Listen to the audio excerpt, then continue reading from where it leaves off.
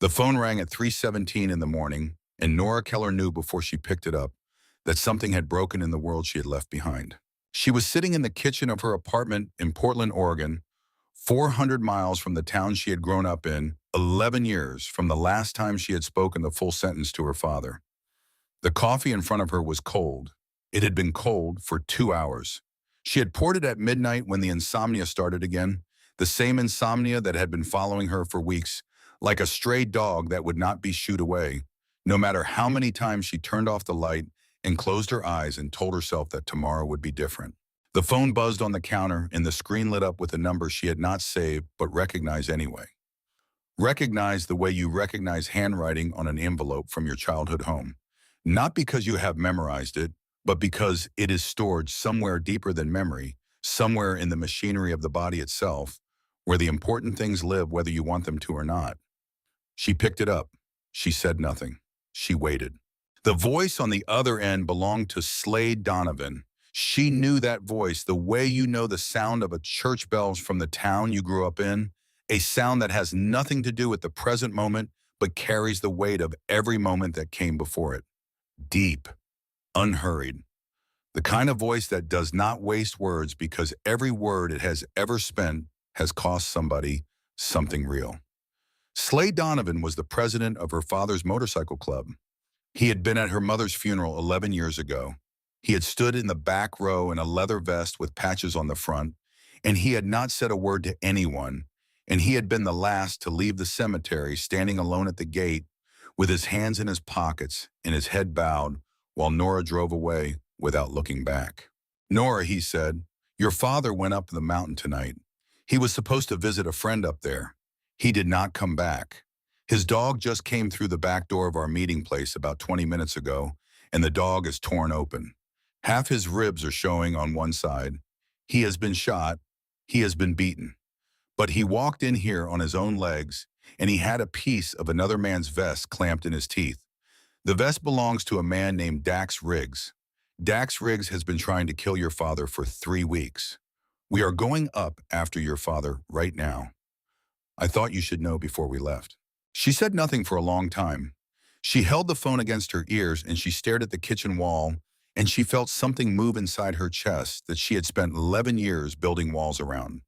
She had built those walls carefully and methodically, the way a person builds a dam across a river.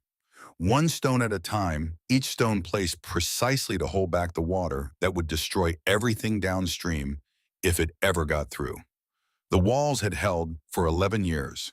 They had held through holidays she spent alone in this apartment with the television on and the sound turned down. They had held through birthdays when she picked up the phone and stared at the number and put the phone down again.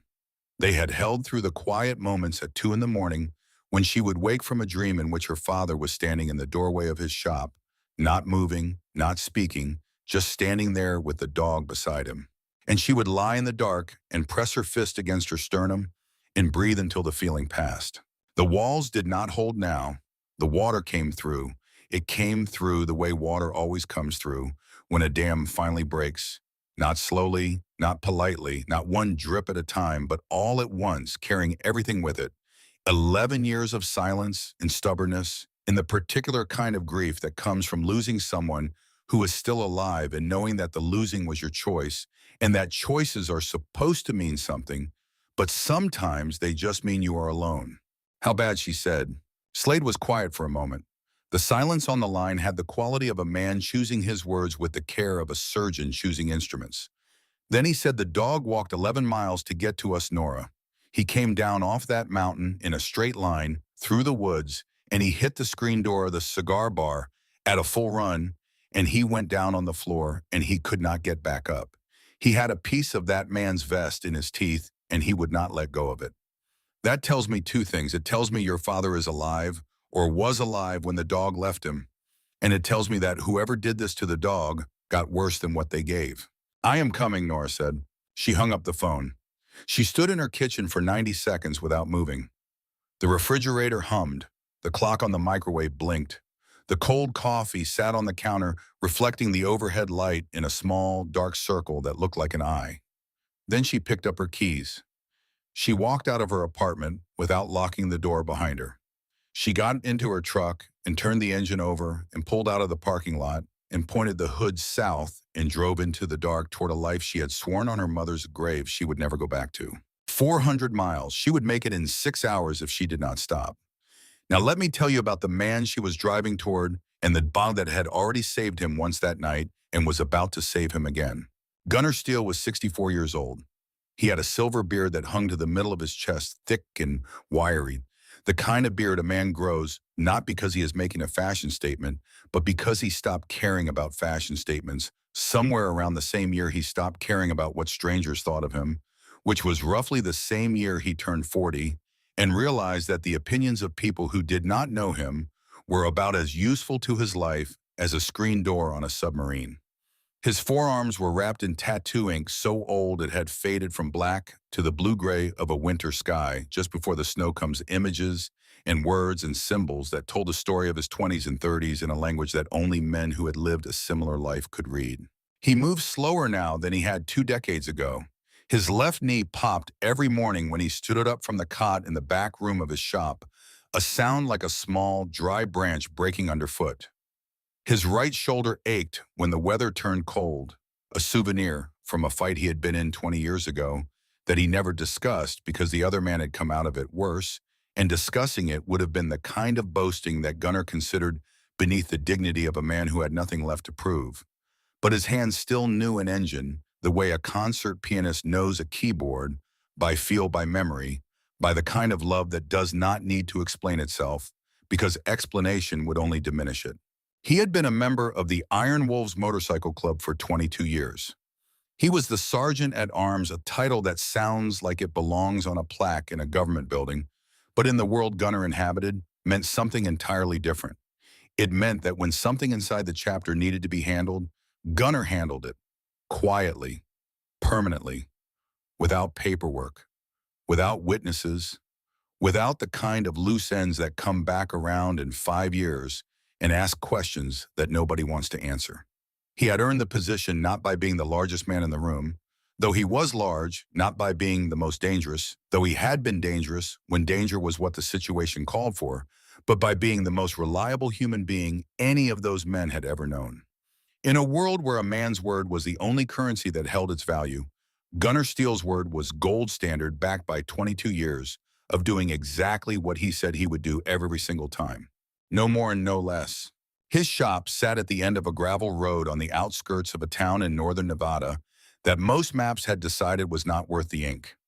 The town had a gas station with 2 pumps and a handwritten sign that said "Pay Inside." It had a diner called Rose's that served coffee strong enough to strip paint and pie, good enough to make you forget it. It had a hardware store that was open 3 days a week and closed on the other 4 for reasons the owner had never explained and no one had ever asked about.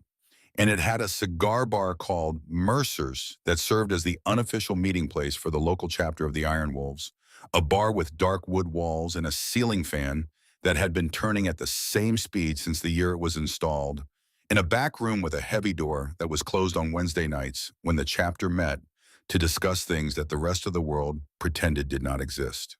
The shop itself was a cinder block rectangle with a corrugated steel roof that pinged in the rain, and 2 bay doors that Gunnar kept open in the summer to let the desert air through and closed in the winter to keep the desert air out. The floors were stained concrete. The workbench was 16 feet long and had been built by Gunnar himself out of reclaimed railroad ties and quarter-inch steel plate. The tools were organized with a precision that bordered on the religious, each wrench and socket and screwdriver in its designated spot on the pegboard, each spot outlined in black marker, so that any tool out of place was visible from across the room. This was not obsessive behavior.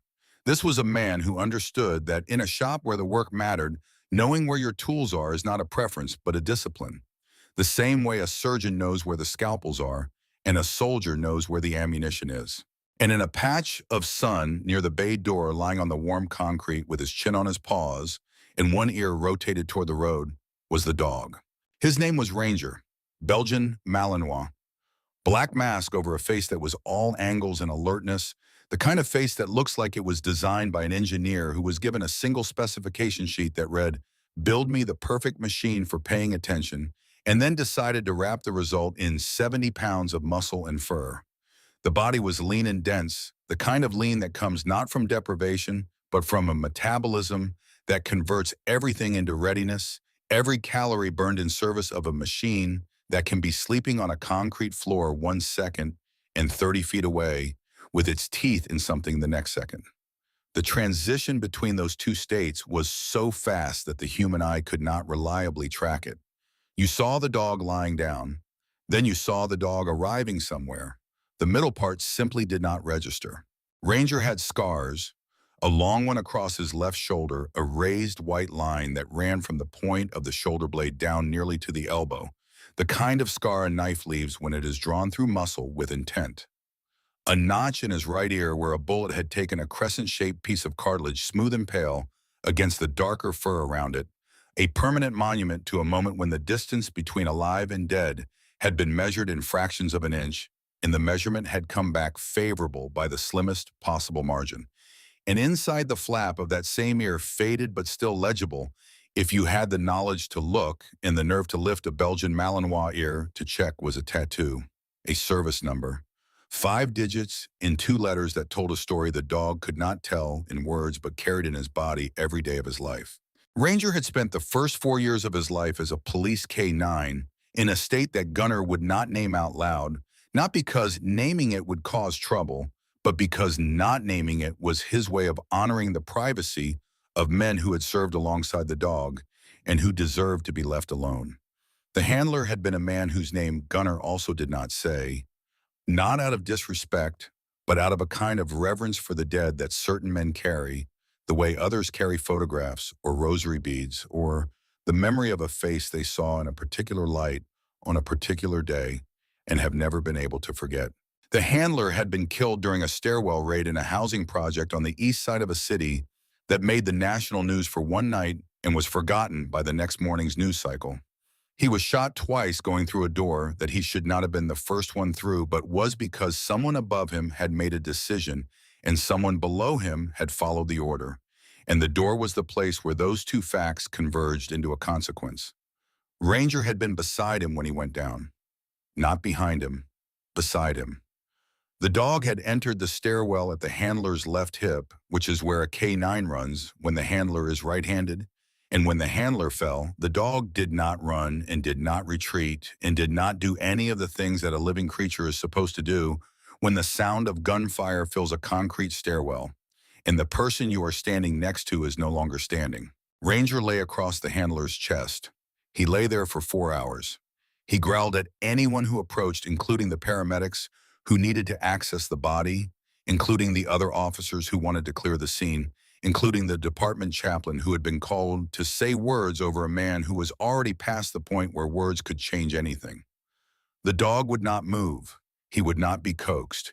He would not be bribed with food or water or the soft voice that handlers use when they need an animal to stand down. He lay on that man's chest in that stairwell, and he waited for the man to get up because in the simple operating system that ran behind those dark eyes, the man always got up. The man had always gotten up before. The possibility that he would not get up this time was not something the dog's mind was built to process. After that day, Ranger refused to work. He would not take commands from a new handler. He would not respond to his own name when a voice that was not the right voice said it. He would not eat from a hand that did not belong to the hand he had chosen. He sat in his kennel at the department's K-9 facility, and he stared at the concrete wall, and he waited. He waited with the patience that belongs only to creatures who do not understand death the way human beings understand it, which is to say he waited without acceptance, without resignation, without any of the psychological mechanisms that people develop over a lifetime to survive the experience of losing someone they cannot live without. He simply waited, every morning, every evening, for months. The department made the decision to euthanize him. It was a budgetary decision dressed up in the language of compassion. The dog was non-functional. The dog was occupying kennel space. The dog was consuming resources that could be allocated to a working animal. The paperwork was filed on a Tuesday. The veterinary appointment was scheduled for a Friday. The form had a line at the bottom for the signature of the officer who would be present during the procedure, And the line was blank because no one in that department wanted to be the person who signed his name under the sentence that ended a dog who had spent 4 hours lying on a dead man's chest because leaving was not in his programming. Gunnar heard about it from a cousin's wife who worked dispatch at the same department. She mentioned it over the phone the way people mention things they wish somebody would do something about, but have already accepted that nobody will. She said there is this dog, this police dog they are going to put down because he will not work with anyone new after his handler got killed in that stairwell shooting last year. She said it the way you mention a storm that is coming or an article you read about something sad that happened to someone you do not know. She said it and then she moved on to something else. Gunnar did not move on. Gunnar hung up the phone and stood in the middle of his shop for a long time staring at nothing, his hands hanging at his sides, his mind turning over a single thought the way a man turns over a stone he has found in a field, examining it from every angle. Then he walked to his Harley. He put on his helmet. He threw a leg over the seat and kicked the engine to life and rode out of the gravel lot and onto the two-lane highway heading east.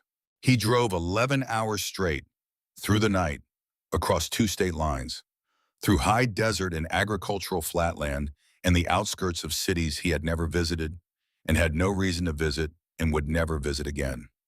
He arrived at the K9 facility at 7 in the morning, 3 hours before the veterinarian was scheduled to arrive, with a needle and a form, and the clinical efficiency of a man doing a job he does not enjoy but has agreed to perform. Gunnar paid the kennel fee in cash.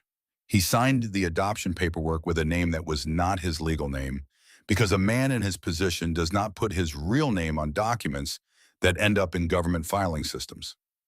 He walked to the back of the facility where the kennels were, and he stood in front of the chain-link door of a run where a dog was lying on a concrete floor with his chin on his paws and his eyes on the wall and his body so still that for a moment Gunnar thought he was already dead.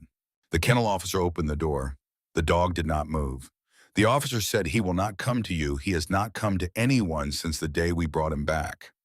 Gunnar did not respond to the officer. He walked into the kennel and he crouched down and he looked at the dog for a long time. And the dog looked at the wall, and neither of them moved. Then Gunnar stood up. He turned around and walked out of the kennel and down the corridor and out the front door and across the parking lot to his Harley. He opened the sidecar compartment. He took out a wool blanket that he kept there for cold rides. He walked back inside down the corridor into the kennel, and he draped the blanket over the dog. Then he picked the dog up. 70 pounds of dense, rigid muscle, a body locked in the stillness of an animal that has decided there is nothing left in the world worth moving toward. Gunnar carried him out of the kennel, down the corridor, past the officer who was standing with the paperwork in his hand, and his mouth slightly open out the front door across the parking lot, and he placed the dog in the sidecar of his motorcycle, with the blanket arranged over his head, so that the dog would not have to see the city where his handler had died growing smaller in the distance. He drove 11 hours back. He carried the dog into his shop and set him down in the corner behind the workbench and put a bowl of water on the floor beside him and walked away without looking back. For the first 3 months, Ranger lived under the workbench. He growled at anyone who walked past the shop door. He ate only when the building was empty and Gunnar had gone outside or into the back room. He drank from the water bowl that Gunnar replaced twice a day, morning and evening, without commentary, without expectation, without the performance of kindness that human beings sometimes engage in when they want credit for being patient. Gunnar left an old leather jacket on the concrete floor next to the space under the workbench where the dog had made his den. The jacket had been on Gunnar's body for the better part of a decade. It smelled like engine oil and road dust and the salt of sweat and the particular chemical signature of a man's skin, a signature as unique as a fingerprint and far more meaningful to an animal whose primary interface with the world is its nose. Gunnar did not place the jacket there with ceremony. He did not explain to the dog what it was or why it was there. He simply dropped it on the floor on his way to bed one night, the way a man drops something he does not need anymore, and left it there. He did not try to pet the dog. He did not crouch beside the workbench and extend his hand palm up in the gesture of submission that dog trainers teach as the universal language of "I am not a threat." He did not speak to the dog in the high, soft tone that people use when they want an animal to like them. He did not try to earn the dog's trust, because Gunnar understood something that most people do not understand about trust, which is that it cannot be earned by trying to earn it. It can only be earned by being present without agenda, by occupying the same space as another living creature day after day, without asking for anything in return, the way a mountain occupies the same space as the weather, not trying to change it, not trying to resist it, just being there while it does what it does. 90 days passed, 90 mornings of Gunnar filling the water bowl and leaving food and walking to the workbench and picking up a wrench and going to work on an engine while a dog lay 3 feet away and watched the wall. 90 evenings of Gunnar wiping his hands on a rag and turning off the shop lights and walking to the back room where his cot was and lying down in the dark and listening to the silence of a building that contained two creatures who had both lost someone and were both learning in their own way, at their own pace, how to exist in a world where the someone they had lost was not coming back. On the 90th night, Gunnar was lying on his cot staring at the ceiling. The door to the shop was open the way it always was because Gunnar did not close interior doors. The room was dark. The shop was dark. The only light came from the moon through the high window above the workbench, a pale stripe of silver that fell across the concrete floor like a road made of light. He heard the sound of nails on concrete, clicking, irregular. The cadence of a dog walking on a hard surface, each step a small declaration of presence. The sound came closer. It stopped at the doorway to the back room. Gunnar did not move. He did not look. He lay on his back and stared at the ceiling and waited with the same patience he had been practicing for 90 days. Ranger walked into the room. He jumped onto the foot of the cot. The spring sagged under the added weight. The dog turned 3 times in the tight space, the ancient circling ritual that dogs have performed for thousands of years to flatten imaginary grass in a den they have chosen, and he lay down. He placed his chin on Gunnar's ankle. He closed his eyes. He did not move until morning. That was it. That was the whole courtship. 90 days of silence in a leather jacket on a concrete floor, and then a dog at the foot of a man's bed with his chin on the man's ankle, and a decision made in the dark that did not require language or ceremony or any of the complicated architecture that human beings build around the act of choosing someone. After that night where Gunnar went, Ranger went. To the shop every morning. To the road when the road called. To chapter meetings at the back of Mercer's cigar bar, where men with scarred knuckles and complicated histories sat in low light and discussed things in voices that did not carry past the walls. The other members of the Iron Wolves learned fast not to make sudden moves around Gunnar's motorcycle because the dog in the sidecar did not bark. Barking is a communication. It is a dog's way of saying, I see you and I have an opinion about what you are doing, and I would like you to be aware of that opinion before you proceed. Ranger did not communicate. Ranger assessed. He looked at you with a stillness that had nothing to do with calm and everything to do with a readiness so complete that it did not need to announce itself. Once that dog looked at you in a certain way, you understood immediately and permanently that barking was a courtesy. You were not going to be extended the way a bullet does not send a letter of introduction before it arrives at its destination. Gunnar kept Ranger's old K9 vest in the saddlebag of his Harley. He never put it on the dog. He never showed it to anyone. He never mentioned it. But it was there, folded neatly, the Velcro straps aligned, the faded lettering still legible. Ready. The way a retired soldier keeps a dress uniform in the back of a closet, not because he will ever wear it again, but because throwing it away would mean something he is not prepared to let it mean, not yet, maybe not ever. Now, the trouble.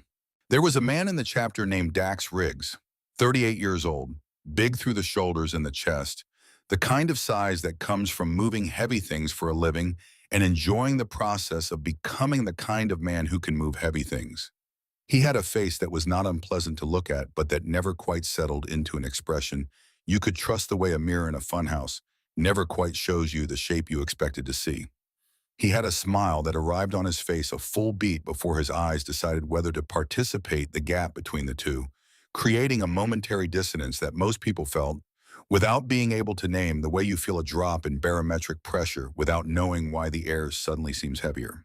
Dax wore his chapter patch the way some men wear a badge, not as a symbol of belonging, but as a source of authority, a license to stand in certain rooms and say certain things and expect certain reactions. He shook hands with a grip that held on one beat too long, the way a man shakes hands when he is measuring you for something you did not agree to be measured for. Dax had started running side work that the chapter president, Slade Donovan, had not approved and the chapter table had not voted on. The work involved pharmaceuticals, oxycodone primarily, but also other substances that came in small bags and left the state in the saddlebags of young men who had been told by Dax that carrying a product was what real loyalty looked like. That brothers shouldered weight for each other, that the revenue would flow back to the chapter and support the causes and the families that the chapter existed to protect. The revenue did not flow back to the chapter. The revenue flowed into accounts that Dax controlled, and from there, into investments and purchases that had nothing to do with brotherhood and everything to do with the ambition of a man who had looked at the chapter and seen not a family, but a franchise that he was entitled to a larger share of. The roads crossed two state lines. The supply connections were to men and other organizations who did not care about patches or oaths or any of the systems of loyalty that held the Iron Wolves together like rivets in a steel beam. They cared about product moving and money arriving and the quiet efficiency of a distribution network that hid behind the cultural camouflage of motorcycle brotherhood. 3 young prospects had been drawn into it. Boys who were 20 and 21 years old with fresh patches and a hunger to prove they belonged. That was so acute it overrode the voice in the back of their minds that told them something was wrong with what they were being asked to do. Gunnar had been watching. He had been watching for 6 months with the patience and precision of a man who has been a sergeant at arms for 2 decades and who understands that the difference between suspicion and evidence is the difference between a conversation and a verdict. He kept a notebook. The notebook lived in the top drawer of his workbench, locked with a small brass key on a chain around his neck. In the notebook were license plate numbers that did not match any vehicle registered to a chapter member. Dates that corresponded to runs that had never been put before the table for a vote. Names of men in other states whose phone numbers appeared on call logs that should not have existed. Dollar amounts that did not reconcile with any chapter ledger. Fuel receipts from gas stations on highways that were not on any route the chapter had authorized. He brought the notebook to Slade Donovan on a Tuesday night. The cigar bar was empty. The chairs were stacked on the tables. The overhead lights were off, and the only illumination came from a small lamp on the bar and the glow of the exit sign above the back door. Gunnar laid the notebook on the table between 2 glasses of whiskey that neither man had any intention of drinking. He said, "This is not a conversation I want to have, but it is a conversation we need to have." Slade picked up the notebook. He opened it to the first page. He read every entry, every date, every plate number, every name, every dollar amount. He turned the pages with the deliberate slowness of a man reading something that is going to change the trajectory of events in a way that cannot be reversed. He did not speak while he read. The silence between the 2 men was not empty. It was full of the weight of what was going to happen next, and the shared understanding that once it happened, there was no path back to the way things had been before. When Slade finished, he closed the notebook. He placed both hands flat on the table.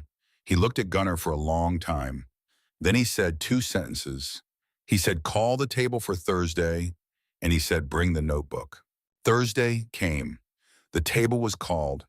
9 men sat in the back room of Mercer's cigar bar, and the heavy door was closed, and the music in the front room was turned up loud enough to cover whatever sounds came through the walls.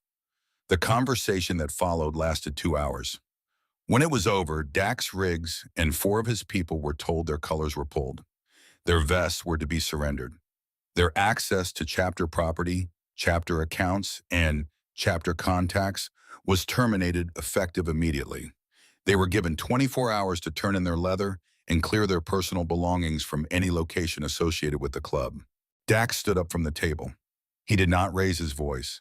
He did not overturn his chair or throw a punch or reach for the knife that everyone at the table knew he kept clipped inside the back of his belt. He stood up slowly with the controlled deliberation of a man who has been expecting this moment and has already planned what comes after it. He looked around the table at each man in turn, his eyes stopping on each face for exactly long enough to communicate that the face had been recorded, and then he came to Gunnar. His eyes stopped on Gunnar, and they stayed there. What was in them was not anger. Anger is a fire that burns itself out. What was in Dax Riggs's eyes was ice. It was the cold clarity of a calculation that has been completed, a balance sheet that has been finalized, a debt that has been entered into a ledger that does not have an expiration date. He said one sentence. He said, "You just wrote yourself a real interesting ending, old man." Then he turned and walked out of the back room. His four people followed him through the door and through the bar and out into the parking lot, and the sound of their engines starting and their tires on the gravel was the last sound anyone in that room heard for a long time, because no one spoke after the door closed. There was nothing to say. The thing had been done. What came next would come on its own schedule. They did not disappear. Dax and his crew went south 60 miles into a stretch of high desert and pine forests, where the nearest sheriff's substation was an hour's drive away, and the land was the kind of empty that swallows men and machinery and evidence without leaving a trace. They set up in an abandoned hunting compound, 3 cinder block buildings behind a chain link fence, and they started calling themselves the Splinter Crew. They made a new patch. They made new plans. And they waited the way that men who have been humiliated wait, with a patience that is not patience at all, but the slow accumulation of rage compressed into something harder and more dangerous than rage itself. Gunnar knew this. The chapter knew this. The knowing came not from intelligence reports or surveillance, but from the physical evidence of escalation that arrived at Gunnar's shop and at the cigar bar in a steady, measured rhythm, each incident slightly worse than the last, each one a message written in the language of inevitability. First, a brick through the front window of the shop at 2 in the morning. The glass exploded inward across the workbench and onto the floor, and Ranger was on his feet before the last shard stopped sliding across the concrete, standing in the dark, with his ears forward and his body squared toward the broken window. Not barking, just standing, his outline lit by the streetlight outside like a shadow that had decided to become solid. A chapter brother named Hayes, who worked construction, replaced the glass the next morning without charging for the labor. When he was done, he looked at Gunnar and said, "I can put in bulletproof if you want." Gunnar said, "Regular glass is fine." Then tire tracks through the gravel lot, fresh ones made in the middle of the night in a pattern that circled the building once, and then departed through the same gap in the fence they had come through. The message was simple and did not need to be written down. We were here. We know where this building is. We can reach it anytime we choose. Then a dead coyote on the doorstep of Mercer's cigar bar. The animal had been shot through the head and laid on the welcome mat with its legs arranged in a posture that was almost natural, almost as if it had simply decided to lie down and die in this particular spot. Stapled to its ear was a note written in ballpoint pen on a piece of lined yellow paper. The handwriting belonged to Dax Riggs. The note said, "Next one is bigger." And then at 3 o'clock on a Wednesday morning, the phone in Gunnar's back room rang. He picked up the receiver and said nothing and waited. The voice on the other end said one sentence and hung up. The sentence was, "We know where the dog sleeps." Gunnar placed the phone back on the nightstand. He lay in the dark and looked at the ceiling and listened to the sound of Ranger breathing at the foot of his cot. The dog was asleep. His breaths were long and rhythmic, and trusting the breaths of a creature who has decided that the man in the room is responsible for keeping the world outside the room, and who has no reason to doubt that arrangement. Gunnar had not been afraid for himself in a very long time. 22 years on the road had burned the fear of personal death out of him, the way repeated exposure to fire eventually burns the fear of fire out of a man who works with welding torches for a living. You do not stop respecting what can kill you. You simply stop letting the respect turn into something that interferes with the work. He had watched friends die. He had attended funerals where the casket was closed because what was inside no longer resembled the man who had occupied it. He had made his peace with the fact that one day the road or the life or his own aging body was going to present a bill, and he would pay it the way he paid all his bills, standing up on time without negotiation. But the dog was a different matter entirely. The kind was the one living thing in his world that had chosen him without conditions, without prerequisites, without any knowledge of who Gunnar Steele was, or what he had done, or what the patches on his vest signified. The dog had chosen him on the 90th night for reasons that belonged entirely to the dog, and Gunnar understood in a way he would never attempt to articulate that this was the purest contract he had ever been party to, an agreement made without signatures, witnessed by no one, binding in a way that no human arrangement had ever bound him. He moved Ranger's bed into the back room of the shop where the walls were cinder block 8 inches thick, and the only door was a steel fire door with a deadbolt and a reinforced frame. He started keeping a sawed-off shotgun behind the workbench, 12-gauge loaded safety off, positioned within arm's reach of the spot where he stood when he was working on engines. He went to Slade Donovan on a Thursday evening, and he said plainly, without drama or theatrical gravity, the way a man discusses the disposition of his assets before a surgery, "He is not certain he will wake up from," he said. "If anything happens to me, the chapter takes care of the dog. Do not put him in a shelter. Do not give him to a stranger. One of you takes him, and one of you keeps him until he dies of old age in a place where he is not alone." Slade had nodded once. He had said, "We will take care of both of you while you are still here, Gunner. And after, if it comes to that." 3 days later, the phone in the shop rang in the middle of the afternoon. Gunner was working on the timing chain of a 1972 Harley shovelhead that had been waiting 6 months for his attention. Ranger was in his usual spot near the bay door, chin on paws, one ear rotated toward the road. Gunner wiped his hands on a rag and picked up the phone. The voice on the other end was immediately and completely familiar. It belonged to Wade Holden. Wade was Gunner's age. They had ridden together for 15 years. Wade had been the chapter's vice president for 8 of those years before he retired clean. No drama, no bitterness, just a man who had looked at his life and decided that the next chapter of it would be quieter than the first. He had moved up into the mountains north of town to a cabin on 12 acres, surrounded by ponderosa pines and not much else. He kept bees. He stayed sober. He lived with his wife, Faye, in the kind of deliberate quiet that men who have spent decades being loud sometimes need, the way they need air. Gunner had been to the cabin twice. Once in the fall, when the aspen groves on the mountain had turned gold and the air smelled like wood smoke and cold water and the particular kind of peace that comes from being high enough above the world to see it clearly.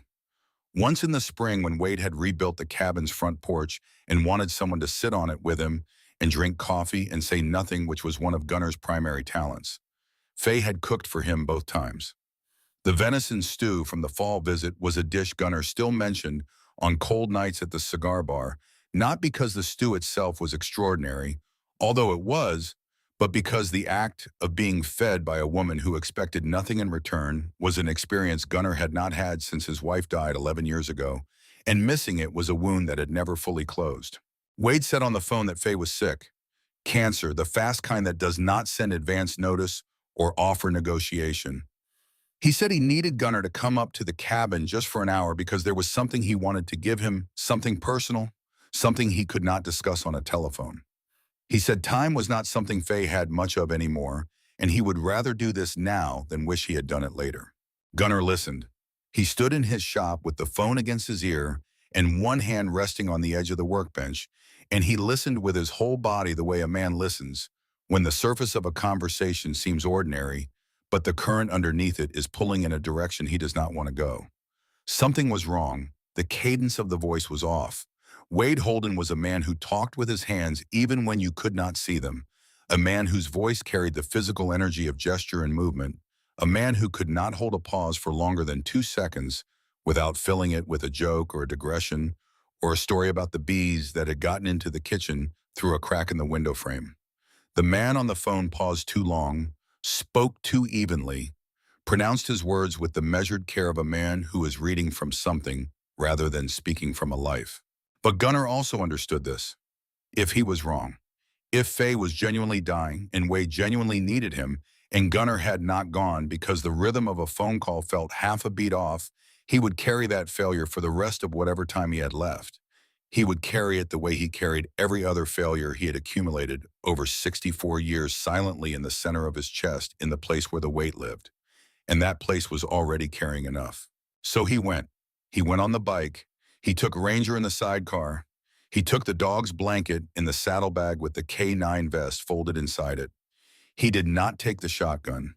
He left it leaning against the wall in the back room next to the dog's empty bed, and he did not realize he had left it until he was already 10 miles up the mountain road, and the realization landed on the back of his neck like a cold hand and settled into his stomach like a stone.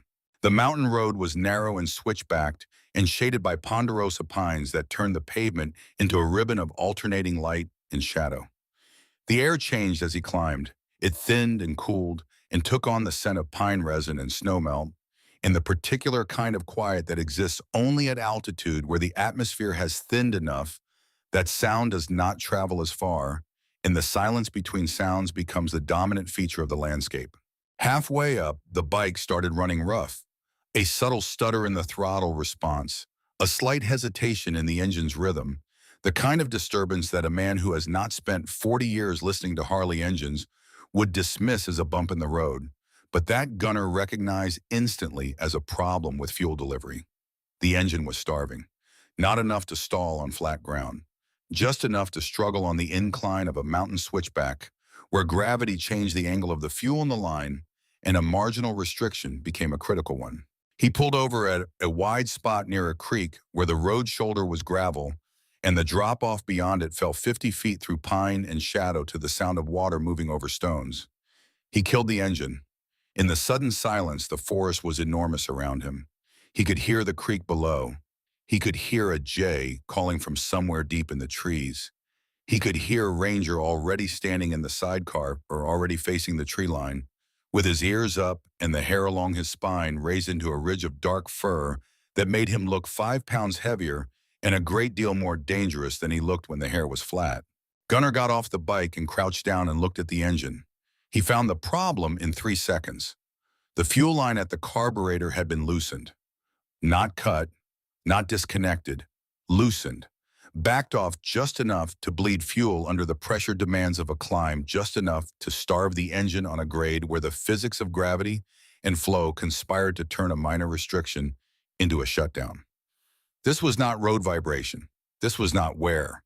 This was sabotage done by someone who understood engines well enough to calibrate the failure to choose a specific location in a specific kind of mechanical death that would leave a man stranded on a specific kind of road at a specific kind of altitude where cell signals do not reach and other vehicles do not pass, and the only witnesses are the trees. Gunnar reached for the saddlebag. His hand went to the place where the shotgun was supposed to be, the gap between the folded K9 vest and the rain cover where the short barrels nestled against the leather. His hand found the vest. His hand found the rain cover. His hand found the empty space where the weapon should have been and was not because it was leaning against a wall 60 miles away in a back room where it was doing no one any good at all. He had time for one thought. The thought arrived without panic because panic was a reaction Gunnar Steele had misplaced sometime in his 40s and had never gone looking for. The thought was clean and complete and final. The way a mathematical proof is final, the way the last line of a will is final. The thought was, this is the day. They came out of the trees on both sides of the road. 4 men, Dax Riggs in the center, emerging from the brush with the unhurried stride of a man who has been crouching in the cold for hours and is in no rush now that the waiting is over, because the waiting was always the hardest part, and everything that follows is just the machinery running the way he built it to run. 2 of the 4 carried pistols, cheap semi-automatic handguns, held low against their thighs in the grip of men who are accustomed to holding weapons, but not particularly trained in their tactical deployment. 1 carried a length of galvanized steel pipe, a 3-foot section, held in both hands like a baseball bat. Dax carried nothing in his hands. Dax carried his smile, the one that arrived on his face ahead of his eyes, the one that created a gap between the expression and the intent behind it that was wide enough to fall into. Gunnar stepped away from the bike. He positioned himself between the sidecar where Ranger was standing and the 4 men who were walking toward him. He stood with his hands at his sides and his feet shoulder-width apart and his chin level and his eyes moving between the 4 faces with the calm efficiency of a man cataloging threats in order of priority, which was a thing Gunnar Steele had been doing for 22 years and could do in his sleep. He said in a voice that carried no tremor and no bravado and no plea, a voice as flat and factual as a weather report. He said, "Take a minute, boys. Think about what comes after this." Dax walked up close enough for Gunnar to smell the whiskey and the sweat, and beneath both of those, the sharp chemical sourness of methamphetamine, leaving a body through skin that has not been washed in several days. Dax looked at Gunnar the way a man looks at a project he has been working on for weeks, that is finally ready for completion with satisfaction, but not pleasure, with the business-like focus of a man closing a deal. He said, "Gunnar, we have been thinking about it for 3 weeks. We are done thinking." The pipe came down across the back of Gunnar's knees. The world inverted. The sky changed places with the gravel. His palms hit the ground first, then his kneecaps, then the side of his face, and the pain arrived in a single detonation that started in his legs and traveled up through every link of his spine and exploded behind his eyes in a white flash that was not light, but the nervous system's emergency broadcast, the signal that tells the brain something structural has just been compromised. Ranger was in the air before Gunnar's knees touched the gravel. The dog did not wait for a command, because there was no command for this. There was no hand signal, no whistle, no word in any language that covers the specific tactical scenario of 4 armed men attacking your person on an isolated mountain road. There was only the calculation, ancient and instantaneous, that fires in the space between one heartbeat and the next in the brain of an animal that has been bred and trained and refined by 10,000 years of partnership with humans to perform one function without hesitation and without error: protect. Ranger hit the closest gunman at the wrist, not the arm, not the chest, the wrist. Because the wrist is where the weapon is, and a canine trained in bite work does not concern itself with the man. It concerns itself with the weapon. The dog's jaws closed with 700 pounds of pressure concentrated in the narrow space between the radius and the ulna, and the result was immediate and absolute. The pistol went one direction. A portion of the wrist went another. The man screamed in a frequency Gunnar had never heard a grown man produce, a sound that originated not in the lungs or the throat, but in the most ancient part of the human brain, the part that remembers what it means to be prey. Dax shouted, "Hit the dog! Hit the dog!" The second pistol swung toward Ranger. Gunnar threw his body over the dog, covering the animal with his chest and back and arms, the way a parent covers a child during an explosion, absorbing with his own body the blow that was aimed at the creature beneath him. A boot connected with his ribs. A fist grabbed his hair and slammed his face into the gravel. His arms were wrenched behind his back, and the zip ties went on the hard plastic, ratcheting tight around his wrists. With a series of clicks that sounded like a lock, engaging each click a small, irreversible statement of fact. He could hear Ranger still fighting. The snarling was a continuous vibration, not a sound you heard with your ears, so much as a frequency you felt in your chest, the deep resonance of a 70-pound animal channeling every fiber of its being into the single purpose of reaching the men who had hurt its person. But the sound was moving away. Someone had gotten a rope around the dog's neck. Someone was dragging him backward through the gravel. The snarling mixed with the scrabble of claws on stone, the desperate sound of an animal losing traction against a force it could not overcome. Then a yelp, one sharp note of pain that cut through everything else, the way a single high note cuts through a symphony. Then silence. Gunnar tried to lift his head. A hand pushed it back into the gravel. A voice near his ear said in a tone that was almost conversational, almost friendly, the tone of a man discussing the weather with a neighbor. The voice said, "Do not worry about the dog. The dog is done." They pulled a hood over his head. They lifted him into the bed of a truck. The tailgate slammed shut. The engine started. The truck began to move, and Gunnar lay in the dark under the hood, feeling the road change beneath him, the way a blind man feels the texture of the ground through the soles of his shoes. Pavement, then gravel, then dirt, then the random jarring violence of terrain that had never been touched by any machine designed to make travel smooth. They drove for a long time. They drove into the kind of distance that erases a man from the knowable world. When the hood came off, Gunnar was in a stand of ponderosa pines so dense that the sky was visible only as a narrow gray ribbon woven through the tops of the trees. The air was cold and thin and smelled like wet bark and decaying needles in the metallic undertone of mineral-rich soil. No sound from the world below reached this place. No road noise, no aircraft, no human voice except the voices of the men who had brought him here and who were now standing around a tree that was wider than 2 men and preparing the thing they had come here to do. The tree had a logging chain bolted into its trunk at chest height. Heavy gauge steel, the kind of chain used to drag felled timber through rough terrain, each link thick enough that a man could spend the rest of his natural life pulling against it and accomplish nothing measurable. There were 4 padlocks. There was duct tape. There was the quiet efficiency of men performing a task they have rehearsed. They put Gunner's back against the tree. They wrapped the chain around his chest, in his upper arms, and his wrists. They threaded it 4 times and locked it in the 4 places with 4 separate padlocks. Each lock a redundancy, each redundancy a statement about how certain they wanted to be that this man was not leaving this tree under his own power. They stretched duct tape across his mouth and pressed it down at the corners with careful thumbs.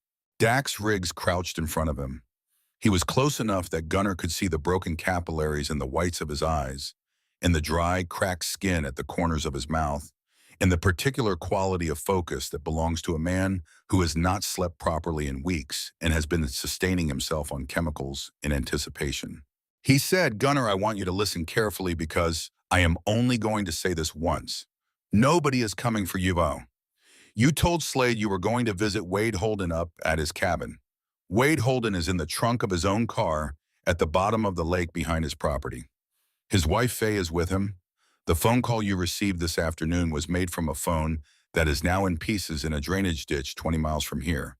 Your motorcycle is going to be found on the road with the keys in the ignition and no visible signs of struggle. By the time anyone connects your absence to this location, there will be nothing left of you worth finding. The forest will have done what the forest does."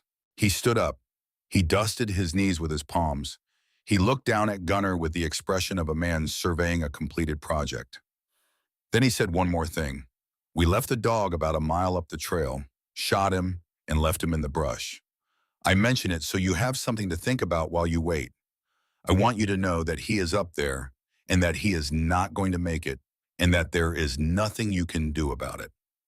I want that to be the last thought you carry." They walked away. Gunner heard the truck doors open and close. He heard the engine turn over. He heard the tires find the dirt track and roll along it, the sound growing fainter by degrees, until it was absorbed by the forest and replaced by the enormous silence of a place where no human being was meant to stay for long. He was alone. The pines, his own breathing against the duct tape, the slow, steady drip of blood from his wrists where the chain links had bitten through skin, each drop falling into the dirt between his boots, with a sound like a metronome set to the tempo of a body's slow decline. Drip, drip, drip. A clock nobody had asked to be wound counting down toward a number that Gunner could not see, but could feel approaching, the way you feel the edge of a cliff before you can see it, a change in the air, a thinning of the ground beneath your feet. The body's ancient knowledge that the solid world is about to end. He tried to work the chains. He pulled until the muscles in his shoulders felt like they were separating from the bones they were attached to. He twisted until the skin on his wrist split open wider and the blood flowed faster. He pressed his back against the tree trunk and pushed with everything his legs could generate. And the tree did not care, and the chain did not care, and the padlocks did not care. He was a 64-year-old man with broken ribs and a dislocated shoulder, pushing against a ponderosa pine that had been growing in this spot for 200 years. The math was settled before he started. He stopped bar trying. The sun moved. An hour passed, maybe 2. He could not track the time with any precision because the canopy was too thick to see the sun's position, and his internal clock had been scrambled by pain and blood loss, and the cold that was beginning to settle into his body, the way water settles into the low places of a landscape, finding every gap, filling every space, turning the living warmth of a human body into something that felt increasingly like terrain. A Stellar's jay called once from deep in the forest. The sound was sharp and bright and absurd, a piece of ordinary life inserted into a moment that was the opposite of ordinary. Then the bird did not call again. A breeze came through the tops of the pines and dropped a single brown needle onto Gunner's shoulder, and he could not brush it off, and it sat there, weightless, meaningless, a tiny piece of the world that did not know or care that a man was dying beneath it. He thought about his wife. She had been gone 11 years. Lung cancer. The kind that moves through a body the way a fire moves through a dry forest, consuming everything in its path, with a speed that makes planning irrelevant and hope a form of denial. He had held her hand at the end. He had sat in a plastic chair beside her hospital bed and held her own hand and watched the monitors and listened to the sound of the machines that were keeping her body running, while the part of her that was her, the part that laughed at his jokes and burned the toast and forgave him every single time he came home late, smelling like whiskey and road dust. That part had already gone somewhere the machines could not follow. She had asked him not to cry. She had said with a clarity that astonished him, given what the morphine was doing to the rest of her thoughts, she had said, "Gunnar, I need you to not do that. I need you to be the thing you are. Be still. Be steady. Let me go the way you let me live, which is without a fuss." He had honored that request. He had sat in that chair and held her hand and watched her die, and he had not cried because she had asked him not to, and Gunnar Steele honored requests. He thought about Nora, his daughter. She would be 35 now. He did not know where she lived. He did not know what she did for work. He did not know if she was happy or healthy or married or alone. He knew nothing about the 11 years of her life that had passed since she had stood in the doorway of his shop and said the words that had hit him harder than any fist or a pipe or bullet ever had. She had said this life killed her dad, and you just stood there and let it happen. He had not argued.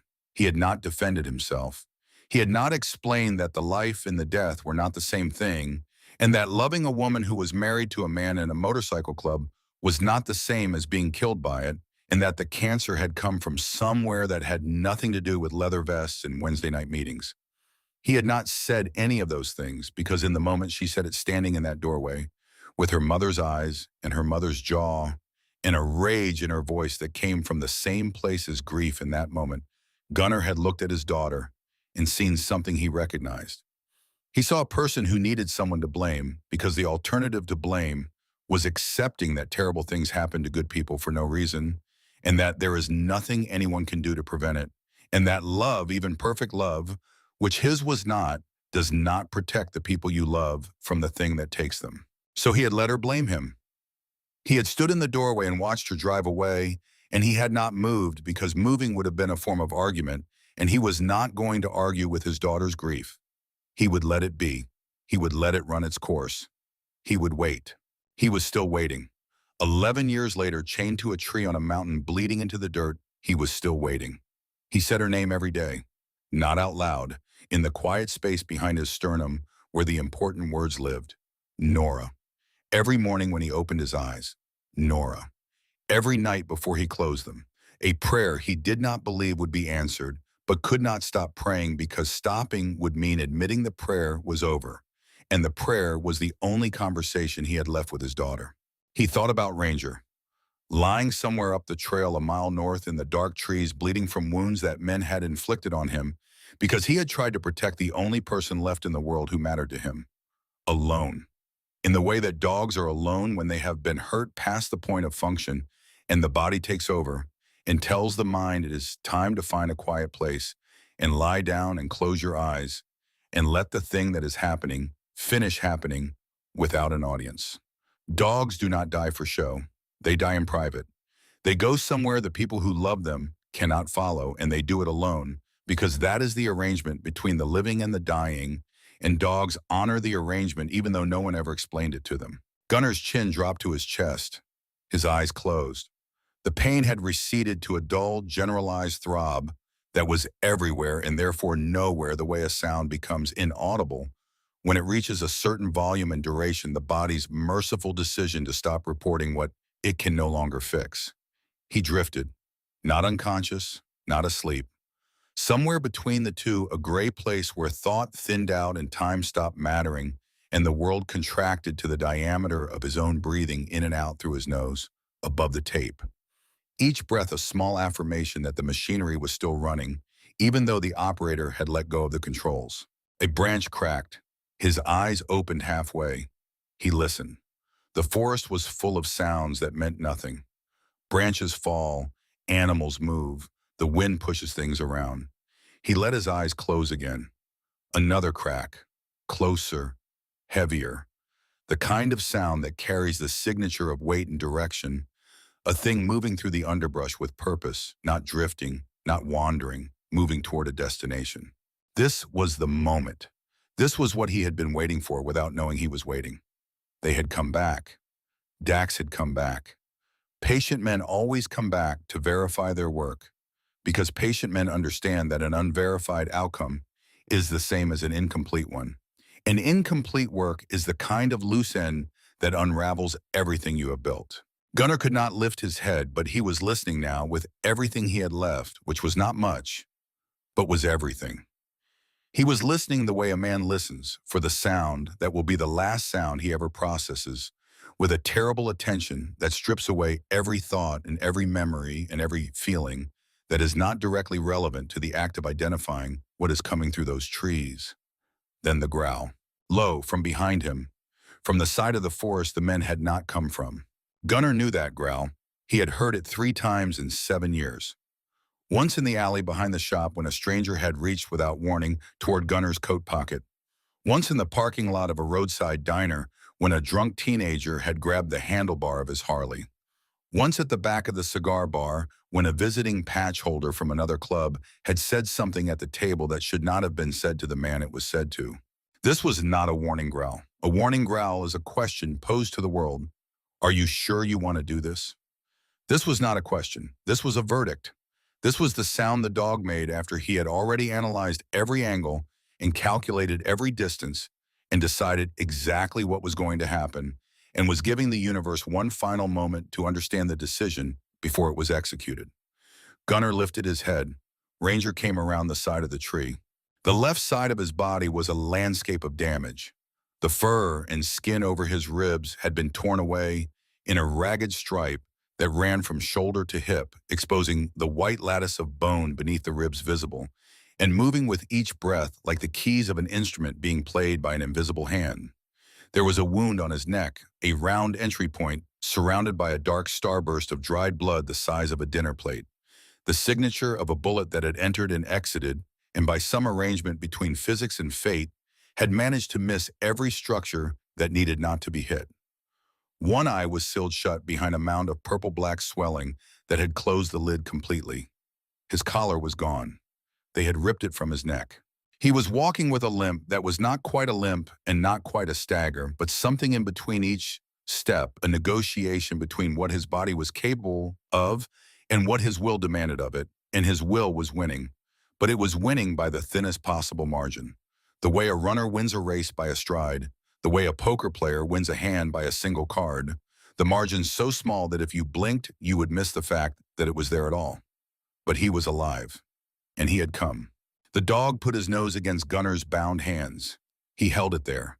His breath was fast and shallow and warm against the torn skin of Gunnar's wrists. The warmth was the warmth of a living animal who had been shot and beaten and left to die in the woods and had gotten up anyway and walked through pain that most human beings would not have been able to walk through because the man on the other end of the walk was the reason for walking, and there was no pain in the world significant enough to override that reason. Gunnar made a sound behind the duct tape. It was not a word. It was not a name. It was the closest thing to a prayer that a man like Gunnar Steele had produced in 40 years, a sound that came from below the floor of language, from the basement of the human experience, where the most important communications live, the ones that do not need words because words would only diminish them. Then Ranger turned his head, hard, toward the trail. His one good eye locked onto the tree line, and the remains of the decision growl rose in his chest again, deeper this time, a vibration so low it was almost subsonic, felt more than heard. Someone was coming. The dog moved out from behind the tree and placed his broken body between Gunnar and the trail.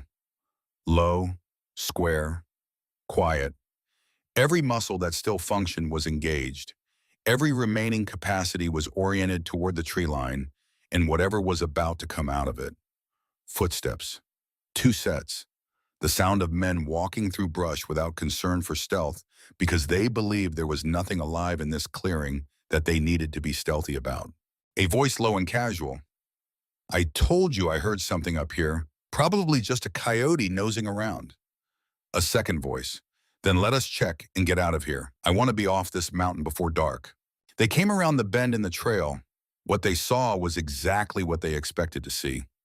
A man chained to a tree with his head down and his eyes closed and his body limp against the restraints, exactly the way a man looks when the life is drained out of him slowly enough for gravity to settle him into the posture of the dead. What they did not see until it was already in motion was 70 pounds of Belgian Malinois launching off the dirt to their right at a speed that the human visual system is not equipped to process in real time. Ranger hit the second man at the throat. There is a way a canine with bite work training takes a human being off his feet. It is not what civilians imagine. It is not a dramatic lunge and a growl in a prolonged wrestling match. It is a single moment of contact at full body velocity, followed by the head whip, a violent rotation of the skull and neck that uses the dog's momentum and the human body's unfortunate tendency to follow wherever its throat goes to drop a grown man backward onto the ground with the speed and finality of a tree falling. The man went down. The pistol in his hand discharged once into the canopy overhead, and then it was in the dirt, and then nothing about that man was a factor in what happened next. Dax spun toward the noise. His hand was already bringing his own pistol up from his hip. Ranger released the first man and redirected. Not the throat this time.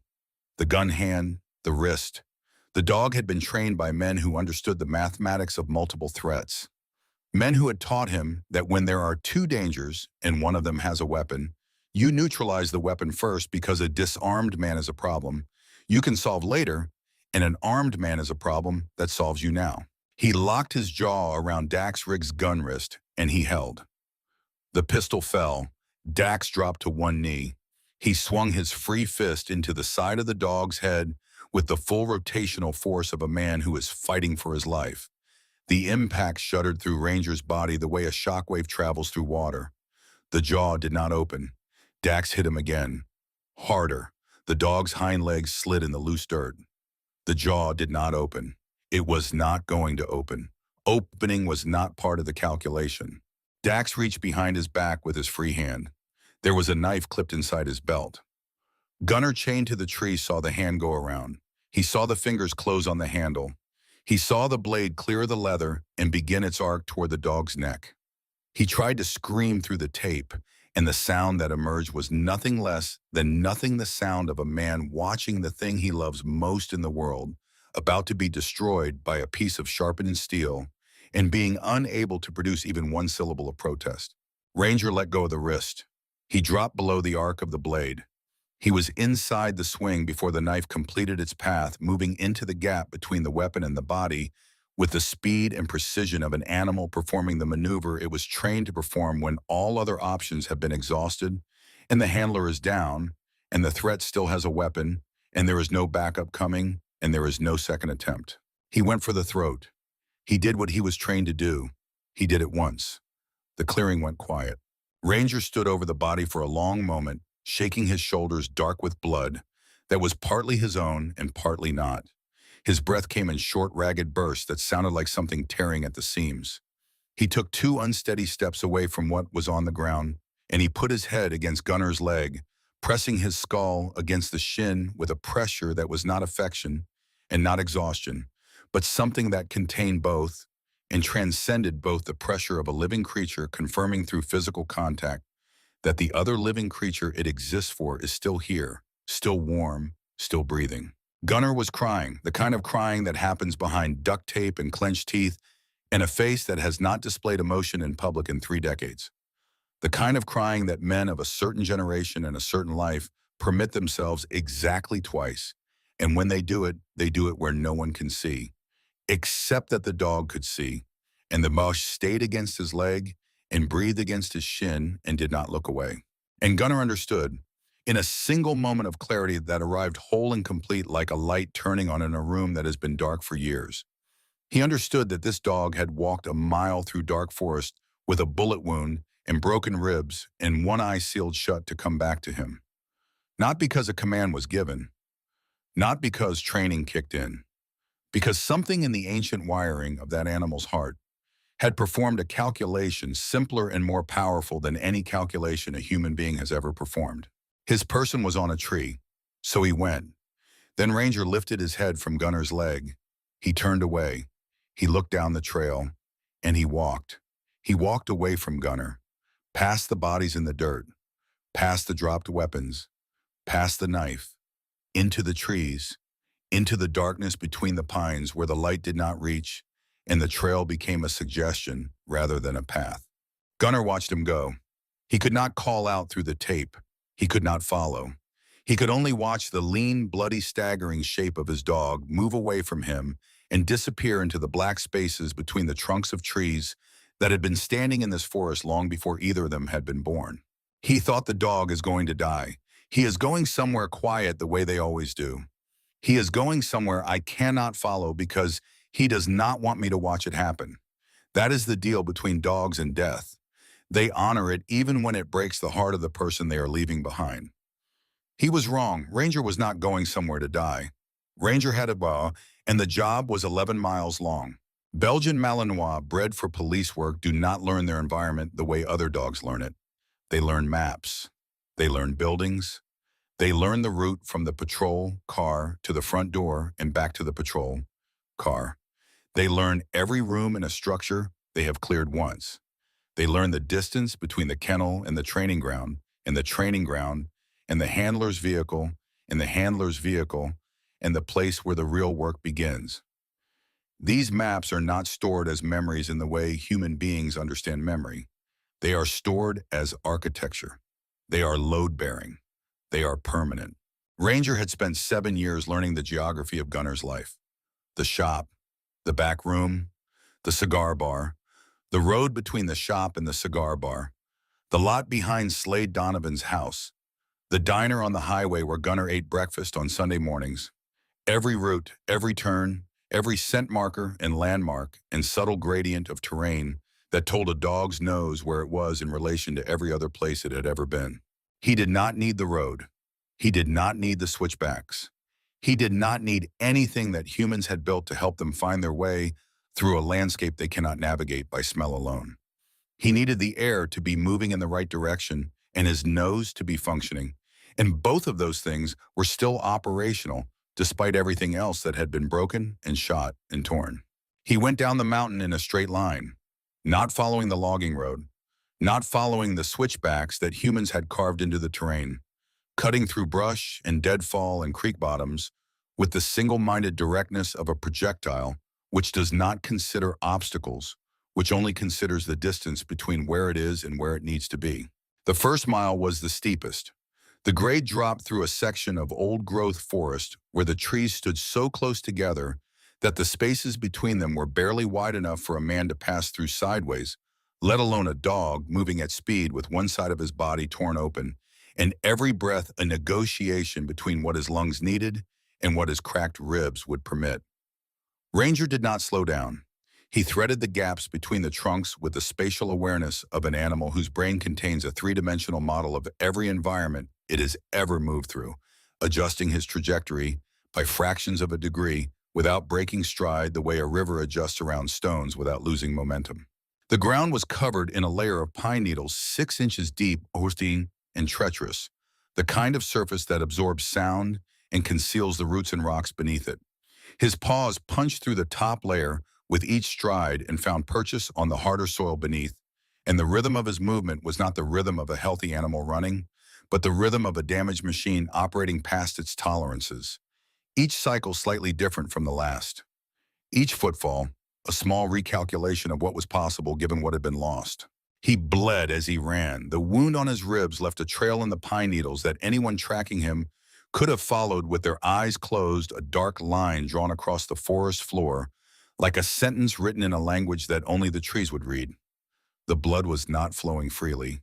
It was seeping the slow, persistent bleed of a wound that has partially clotted, but that reopens with every expansion of the rib cage, every deep breath, every stride that stretches the torn tissue past the fragile architecture of the scab. He was losing volume. Not fast enough to drop him in the first mile, maybe not even in the fifth. But the math was running in the background of his physiology the way a countdown runs on a timer, and the number it was approaching was 0.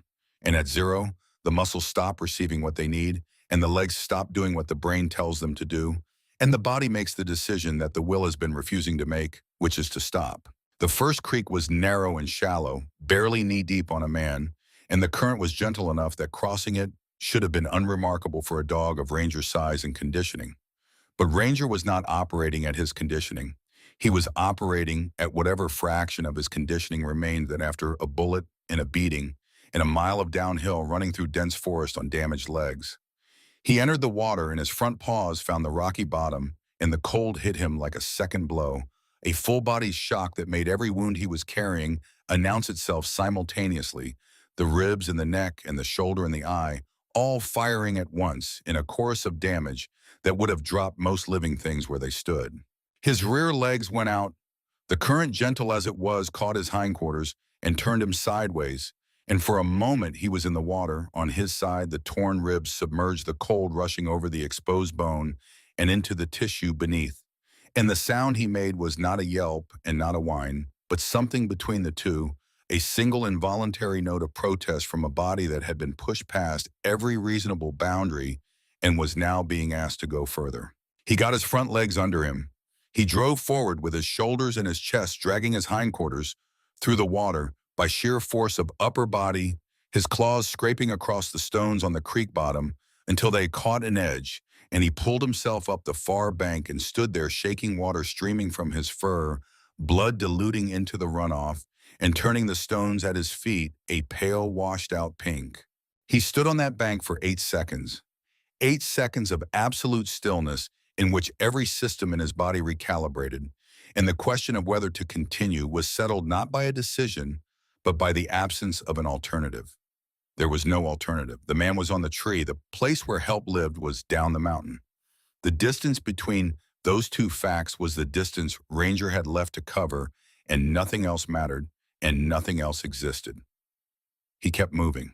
The second creek was wider and faster and deeper. The water was snowmelt from the peaks above, cold enough to numb a human hand in 30 seconds, moving fast enough to roll stones along the bottom with a sound like muffled drums. Ranger hit it without slowing down. His body went under the surface completely. For 2 seconds, he was invisible, submerged in water so cold that it would have stopped the heart of a smaller animal or an animal with less to live for. Then his head broke the surface on the downstream side, and his legs found the bottom, and he hauled himself out on the far bank and stood in the dirt with his coat flattened against his body and his one good eye fixed on the tree line ahead, and his jaw clamped shut against the pain that the cold water had amplified to a frequency that resonated in every broken thing inside him. The blood on his fur had been washed away by the creek. For a moment, standing on that bank in the fading light with his coat slicked flat and the water running off him in streams, he looked almost whole, almost undamaged. The way a building looks undamaged from a distance, even when the interior has been gutted by fire. He ran through a meadow where the grass was waist-high on a man, and the ground was soft and uneven, and the footing was treacherous in a way that tested every remaining joint and tendon in his legs. He ran through a stand of aspen where the white trunks stood like columns in a cathedral, and the leaves overhead shivered in a breeze. He could not feel at ground level, and the sound they made was the sound of 1,000 small hands applauding, something that no one had asked them to applaud. He crossed a county 2-lane highway at a dead run. A propane delivery truck missed him by the width of a man's outstretched hand. The driver said later in a statement to a sheriff's deputy who was not supposed to be hearing about any of this and who filed the statement in a drawer that was never opened again, that he had seen a dog running across the road with what looked like half its side missing, and that the guy had not turned its head to look at the truck, had not flinched at the blast of the horn, had not deviated from its trajectory by so much as an inch. It had just kept going. The way a thing keeps going when it has somewhere to be, and dying is not on the schedule and will not be on the schedule until the job is done. The last 3 miles were flat, open ground, sagebrush and gravel, and the long shutdown of late afternoon stretching across the desert floor like the fingers of a hand reaching for something it cannot quite touch. This should have been the easiest stretch. Flat ground, no obstacles, no creeks, no dense timber to navigate. But it was here on the flat with the town visible in the distance as a cluster of low buildings and a single water tower, and the glint of sunlight on the tin roof of the gas station that Ranger's body began to fail in earnest. His gait shortened. His rear legs, which had been carrying their share of the work through the forest and the creeks and the meadow, began to drag. Not both. The left rear, the one connected to the hip that had taken the brunt of the fall when the rope went around his neck in the clearing, and someone had yanked him off his feet. The leg was not broken, it was disconnected.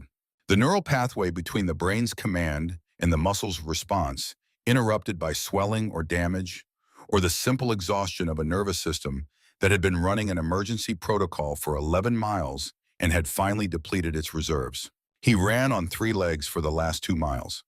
The gait of a 3-legged dog is not a graceful thing.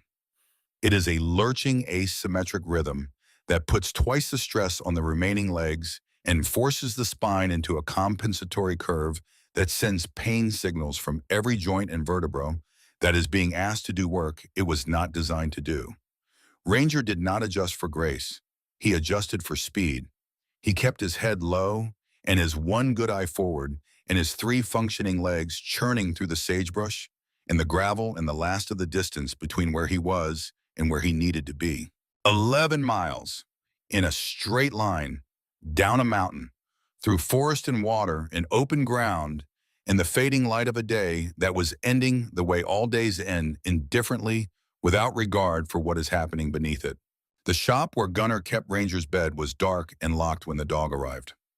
Ranger did not stop there. He circled behind the building, cut through the alley, crossed 2 residential yards where dogs behind fences barked at him, and he did not acknowledge their existence because their existence was not relevant to the task, and he came up the back fence of Mercer's Cigar Bar, where the Iron Wolves met on Wednesday nights. It was a Wednesday night. Slade Donovan was in the back room with 5 other patch holders, including a man named Hank Briggs, who had been a combat medic in 2 different wars, and who carried a trauma kit in his saddlebag the way other men carry a phone charger, not because he expected to use it every day, but because the one day he needed it and did not have it would be the day that someone died who did not have to. They were discussing Gunnar. They were discussing him because Gunnar had not shown up for the meeting, and Gunnar Steele did not miss Wednesday meetings. He had not missed one in 11 years.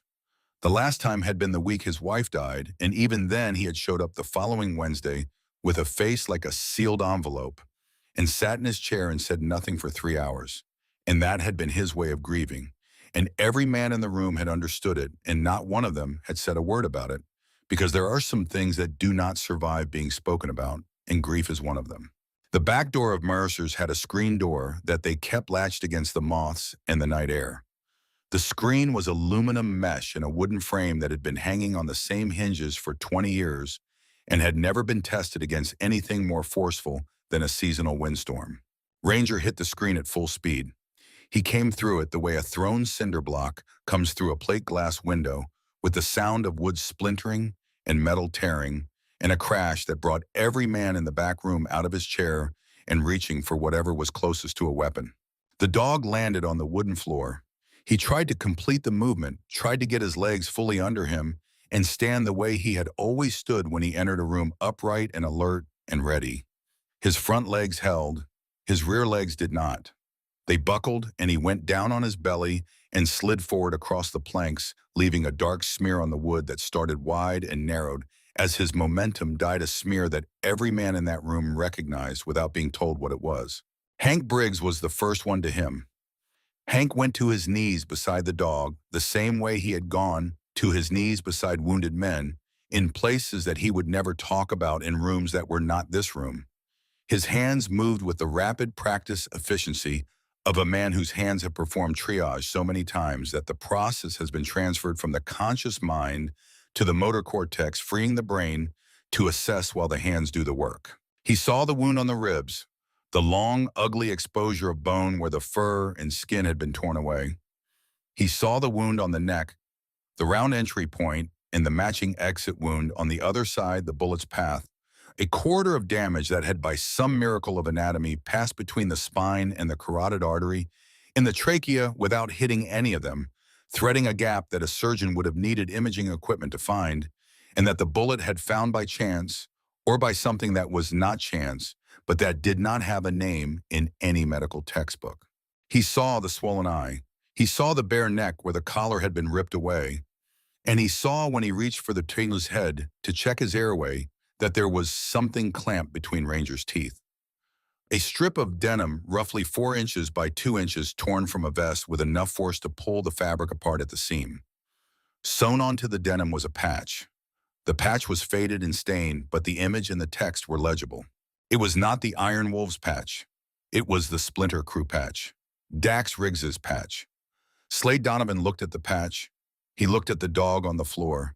He looked at the blood trail leading from the ruined screen door to the spot where the animal lay. He looked at the 5 men standing around him, and he said one sentence. The sentence was spoken quietly.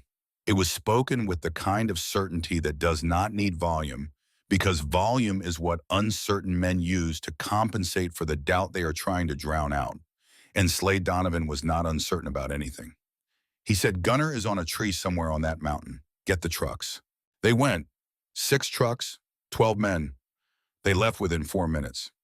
Hank stayed behind with the dog.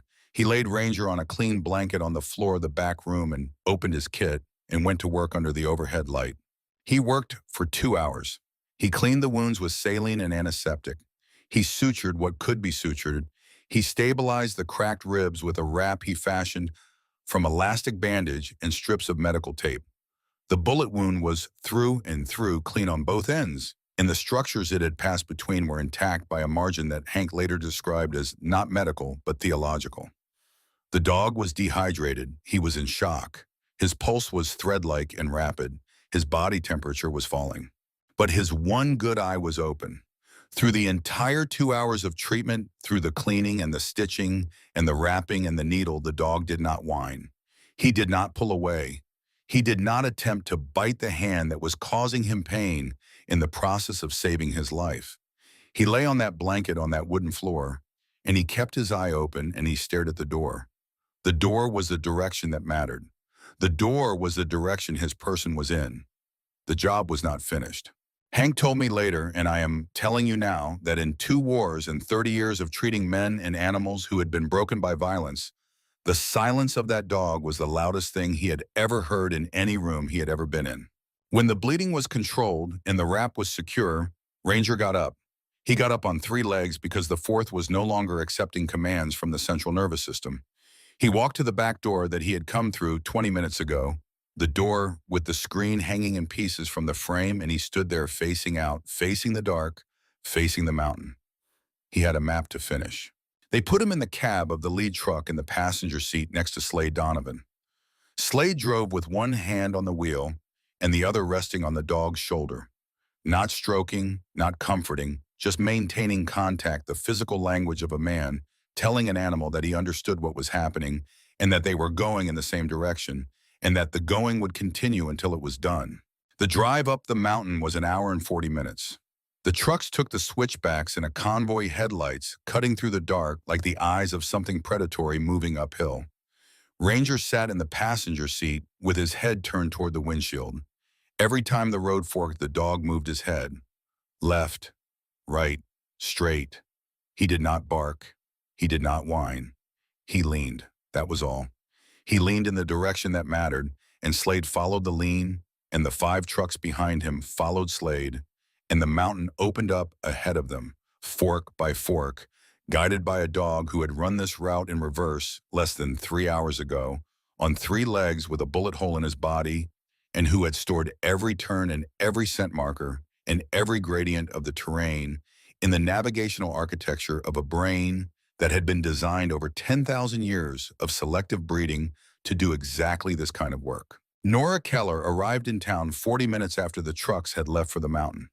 She pulled her pickup into the gravel lot behind Mercer's cigar bar and found a man she had never met standing in the doorway of the back room with blood on his hands and a kit bag at his feet and a look on his face that communicated the entire situation without a single word being necessary.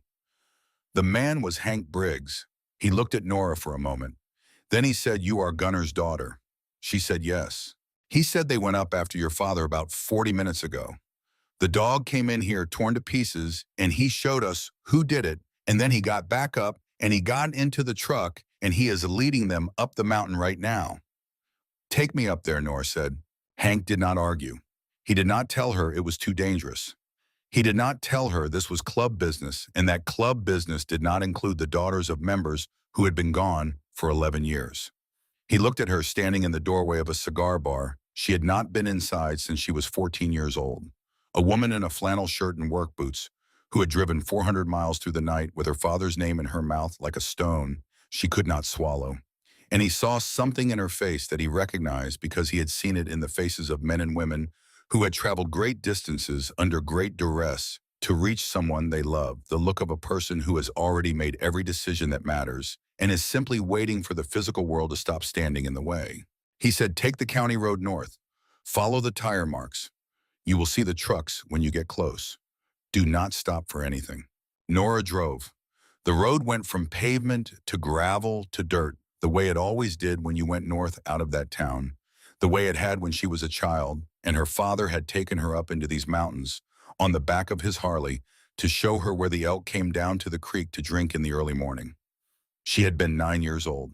She had sat behind him on the wide leather seat with her arms around his waist and her cheek pressed against his jacket, and the vibration of the engine had traveled through his body into hers, and it had felt like a second heartbeat, like the world had two pulses and one of them was her father's, and as long as she could feel it, she was safe. She had not thought about that ride in 11 years. She was thinking about it now.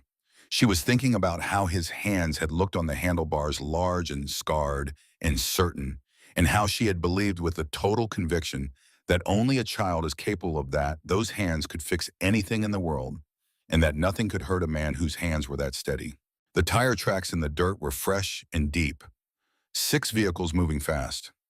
She followed them up the mountain around switchbacks she remembered from another life, past landmarks.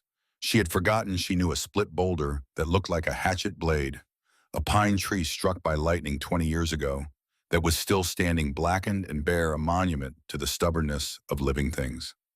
The headlights of her truck bounced off the dust that the convoy had left hanging in the air, and the particles caught the light and turned it gold, and for a moment the road looked like it was made of something precious. She found the trucks parked in a rough cluster at the end of a track that dead-ended at a wall of trees.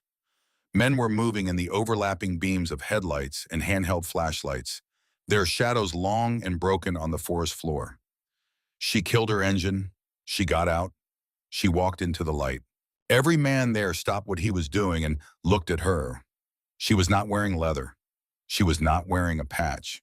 She was wearing a flannel shirt and jeans and boots, meant for Oregon sidewalks, not mountain trails in the dark. She looked like what she was, a woman from a different world who had driven back to the one she came from because the phone rang at 3:17 in the morning and the wall she had spent 11 years building came down in the time it took a man to say the words "your father" and "the dog" and "the mountain." Slade Donovan came forward. He was carrying a bolt cutter the size of a short fence post. His face was gray and drawn beneath the brim of his cap, and there was something in his eyes that Nora recognized without having to think about what it was. She had seen it in the eyes of nurses at her mother's bedside. The look of a person who has seen what is happening to another person and is doing everything in their power to change the outcome and is not certain the outcome can be changed. He said, "We found him. He is alive. Barely, but alive. Take me to him," Nora said. They walked down the trail, Slade in front, Nora behind, flashlights cutting white corridors through the darkness. She could smell the forest pine resin and cold earth and something else underneath, both something metallic and organic. Something her body identified before her mind gave it a name. She could hear men talking in low, tight voices ahead. She could hear the sound of metal on metal chain being cut. They came around the last bend, and the beams of 4 flashlights converged on a tree that was wider than anything she had ever seen in a forest. Bolted into its trunk was a chain. The chain was wrapped around a man. The man was her father. His head was on his chest. The tape across his mouth was dark with dried blood. His wrists were raw and split where the chain links had cut through skin into the tissue beneath. His shirt was black with sweat and blood and the cold condensation that had settled on his body in the hours since the sun went down. His knees had given out at some point, and he hung from the chains by his chest and arms, his weight suspended his feet, dragging shallow furrows in the dirt. The chain the only thing keeping him from lying down, and the lying down the only thing his body wanted. On the ground 10 feet away were two bodies. Neither was moving. One had injuries to the throat that told a story in a language Nora did not need to be fluent in to understand. The other lay face up with wounds that she would learn the full details of later from men who had been there when the dog made the decisions that put them on the ground. A man with a bolt cutter was working the chain. Each cut was a small explosion of sound in the silenced metal screaming against metal, and with each link that gave way, Gunner's body sagged a little further toward the earth. When the last link parted, he came forward like a tree that has been cut through, and Slade was there with both arms open and caught him and lowered him to the ground with a gentleness that did not seem possible in a man his size. They pulled the tape from his mouth. Nora heard her father breathe. She heard him take a breath that sounded like a man breaking the surface of deep water after being under for longer than his lungs could endure, a ragged, desperate, involuntary inhalation that was the body overriding everything else and demanding air. His eyes were open, but they were not seeing the clearing or the men or the flashlights. They were looking at something far away, something internal, something that existed only in the space behind his eyes. His lips moved. He was trying to speak. Slade leaned close, turning his ear to Gunner's mouth, and Nora watched Slade's face and saw it change in a way that told her that whatever her father was saying mattered to him more in that moment than any other word in any other language. He was saying a name, over and over, like a chant, like a litany, like the last word a dying man chooses to spend his final breath on, because it is the only word that means enough to be worth the cost. Ranger, Ranger, Ranger. Slade looked up. He looked toward the lead truck 30 yards away, its passenger door hanging open. Ranger was already coming, on three legs, moving across the uneven ground of the clearing with the slow, terrible determination of a creature that has exceeded every limit its body was designed to enforce, and is now operating on something that biology and medicine do not have a word for, but that anyone who has ever loved anything recognizes immediately when they see it. He came to Gunner. He put his head against Gunner's chest against the spot where the chain had been, as if he was trying to replace one pressure with another, the weight of iron with the weight of his own living skull, the cold of metal with the warmth of an animal who had crossed 11 miles of mountain and forest in his own approaching death to be in this exact place at this exact moment, touching this exact man. Gunner's hand came up. It was free now. The zip ties had been cut. The chain was on the ground in pieces.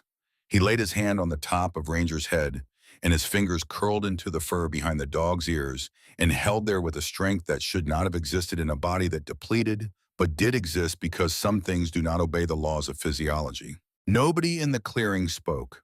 12 men stood in the beams of flashlights and headlights in a forest in the middle of nowhere in the middle of the night, and not one of them produced a sound. Some of them were crying.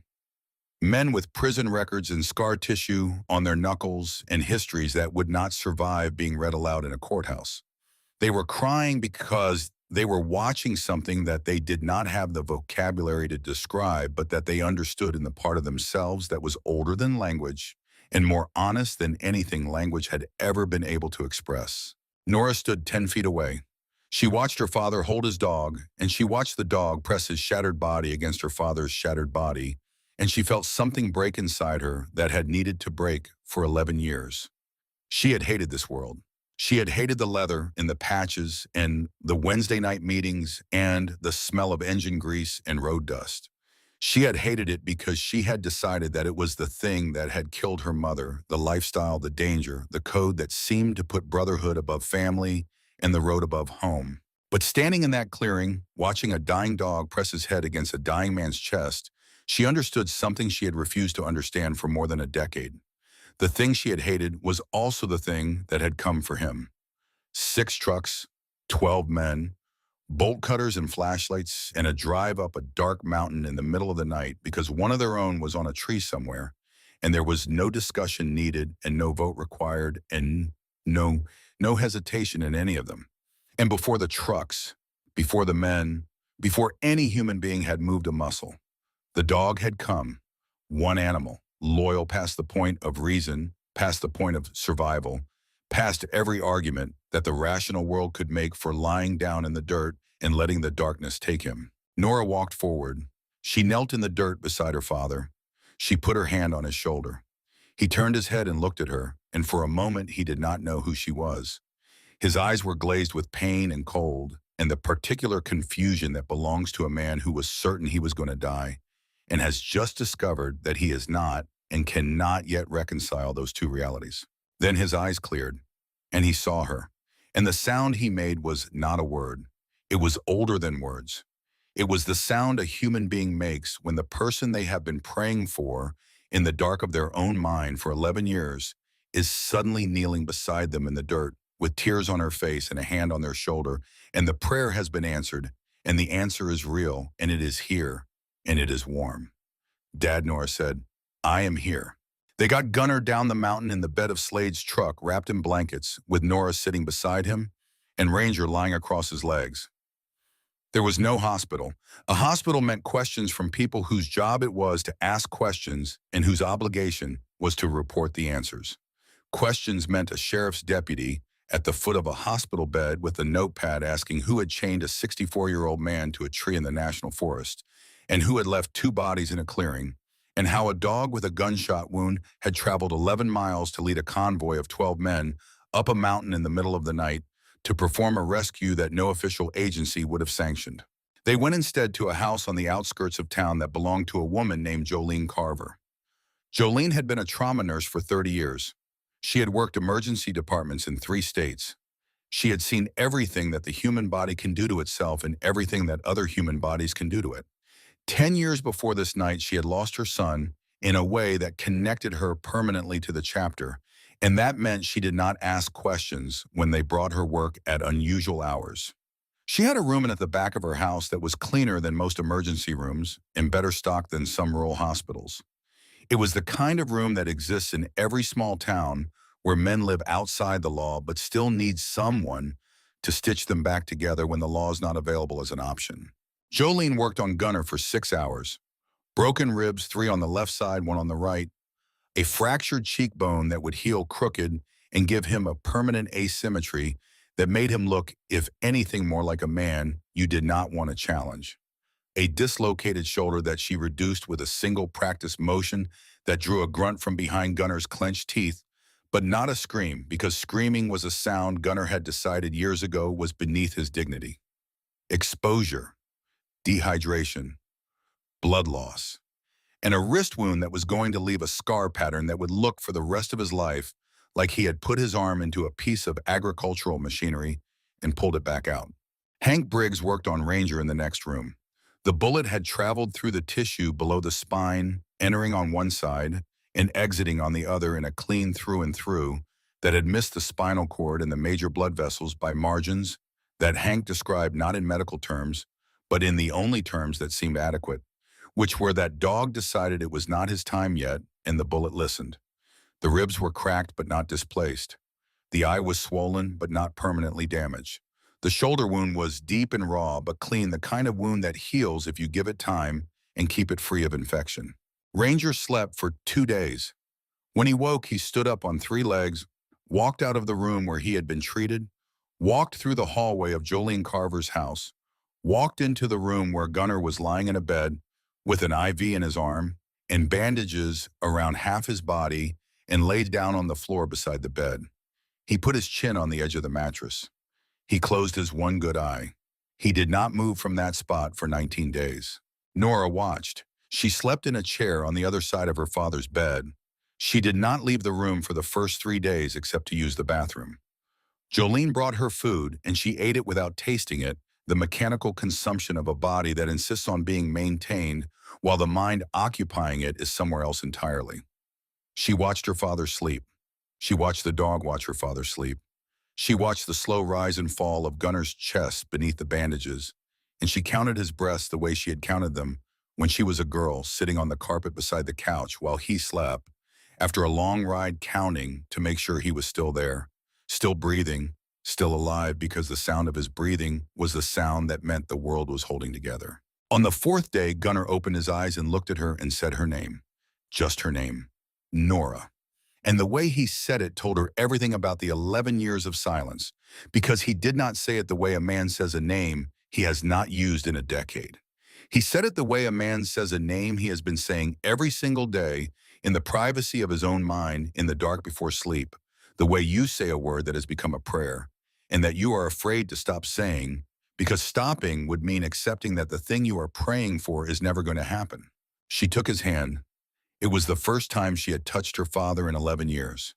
His hand was rough and scarred and warm, and it closed around hers with a certainty that had nothing to do with strength and everything to do with recognition. The way a key fits a lock, it was made for the way a piece of a thing finds the place it was broken from and settles back into alignment.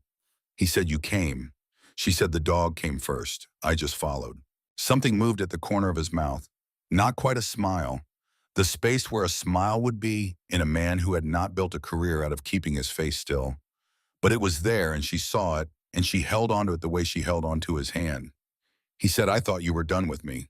She said, "I thought I was too." That conversation lasted less than 30 seconds. It covered more ground than the 11 years of silence had managed to cover with all their empty space.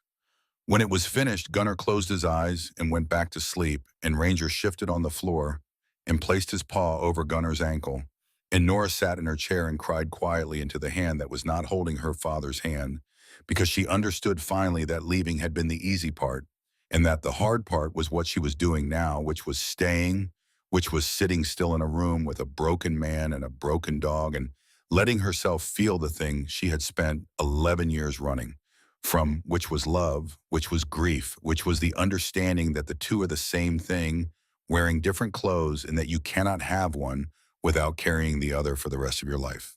Gunnar healed. He healed the way men of his generation heal, slowly, badly, in silence, and without complaint. By the third week, he was sitting up in bed. By the fifth week, he was walking to the porch. By the seventh week, he was back in the shop. Ranger healed alongside him. 3 legs at first, then 4 with a stiffness in the left rear that would never fully leave him. The eye opened on day 12, swollen and bloodshot, but functional. The rib wrap came off on day 16. The shoulder wound closed slowly, leaving a scar that ran the length of his side like a road on a map.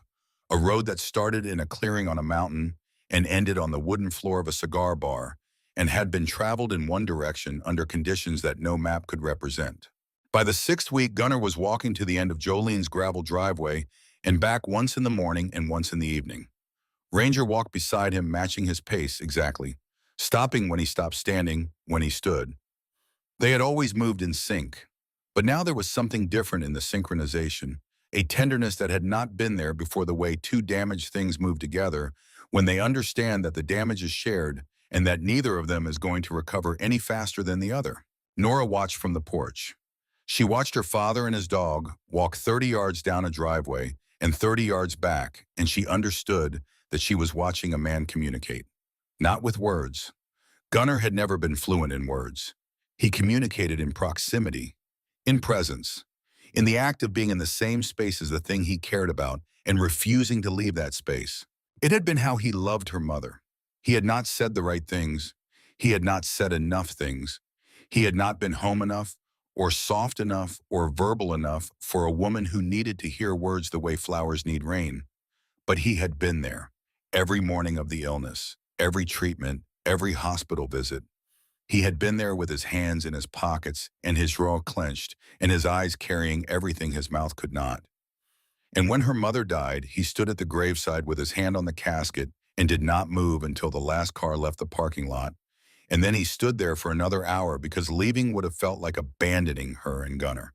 Steele did not abandon the people he loved, even when the people he loved were in a box in the ground. Nora had called it emotional coldness. She had called it his inability to express what he felt. She had called it one of the reasons her mother died with a broken heart. She had been wrong. She had been wrong the way young people are wrong about their parents completely and without malice, with a conviction that takes a decade in a crisis to soften enough for the truth to get through the crust. The truth was simple. Gunnar loved the way a man loves when no one had ever taught him the language for it. He loved in actions, in 11-hour drives and 90 silent nights, in a folded vest and a saddlebag, and a daughter's name said every morning in the dark. He loved the way the dog loved, without words, without explanation, without any of the performance that humans have convinced themselves is necessary to make love real. On the seventh week, Nora drove Gunnar back to the shop. They did not speak during the drive. The radio was off. The windows were down. The morning air came through the tank carrying the smell of sagebrush and gasoline and the particular kind of dry, open emptiness that Nevada air carries when it has traveled a long distance without touching anything green. The shop was as he had left it, the workbench, the tools in their outlined positions on the pegboard, the sawed-off shotgun still leaning against the back wall where he had left it, the dog's bed in the corner still holding the impression of the body that had slept in it 1,000 nights. Ranger walked in on 4 legs and went directly to his bed and laid down in the impression as if it had been holding his place, which in a way it had. Gunnar stood in the center of his shop. He looked at his tools. He looked at his dog. He looked at the window that had been bricked and replaced. He took a breath that he felt in every broken rib. Then he picked up a wrench and went to work. Because that is what men like Gunnar Steele do when the world has attempted to kill them and the world has failed. They pick up a wrench. They go to work. They let the work say what they cannot. Now, about the rest of it. The 2 bodies in the clearing were handled by men whose job it had been for many years to handle such things. The specifics of the handling are not part of this story.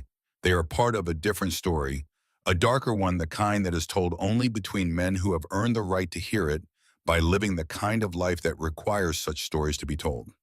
Neither body was reported missing by anyone whose report would have been investigated. Dax Riggs had been disowned by his own family years before the chapter disowned him. The second man had been hired from out of state and had no local connections that would generate inquiries. The remaining members of the splinter crew presented a smaller problem once the central figure was no longer capable of organizing anyone for any purpose. 2 of them turned themselves in to a federal task force within a month. They understood the arithmetic.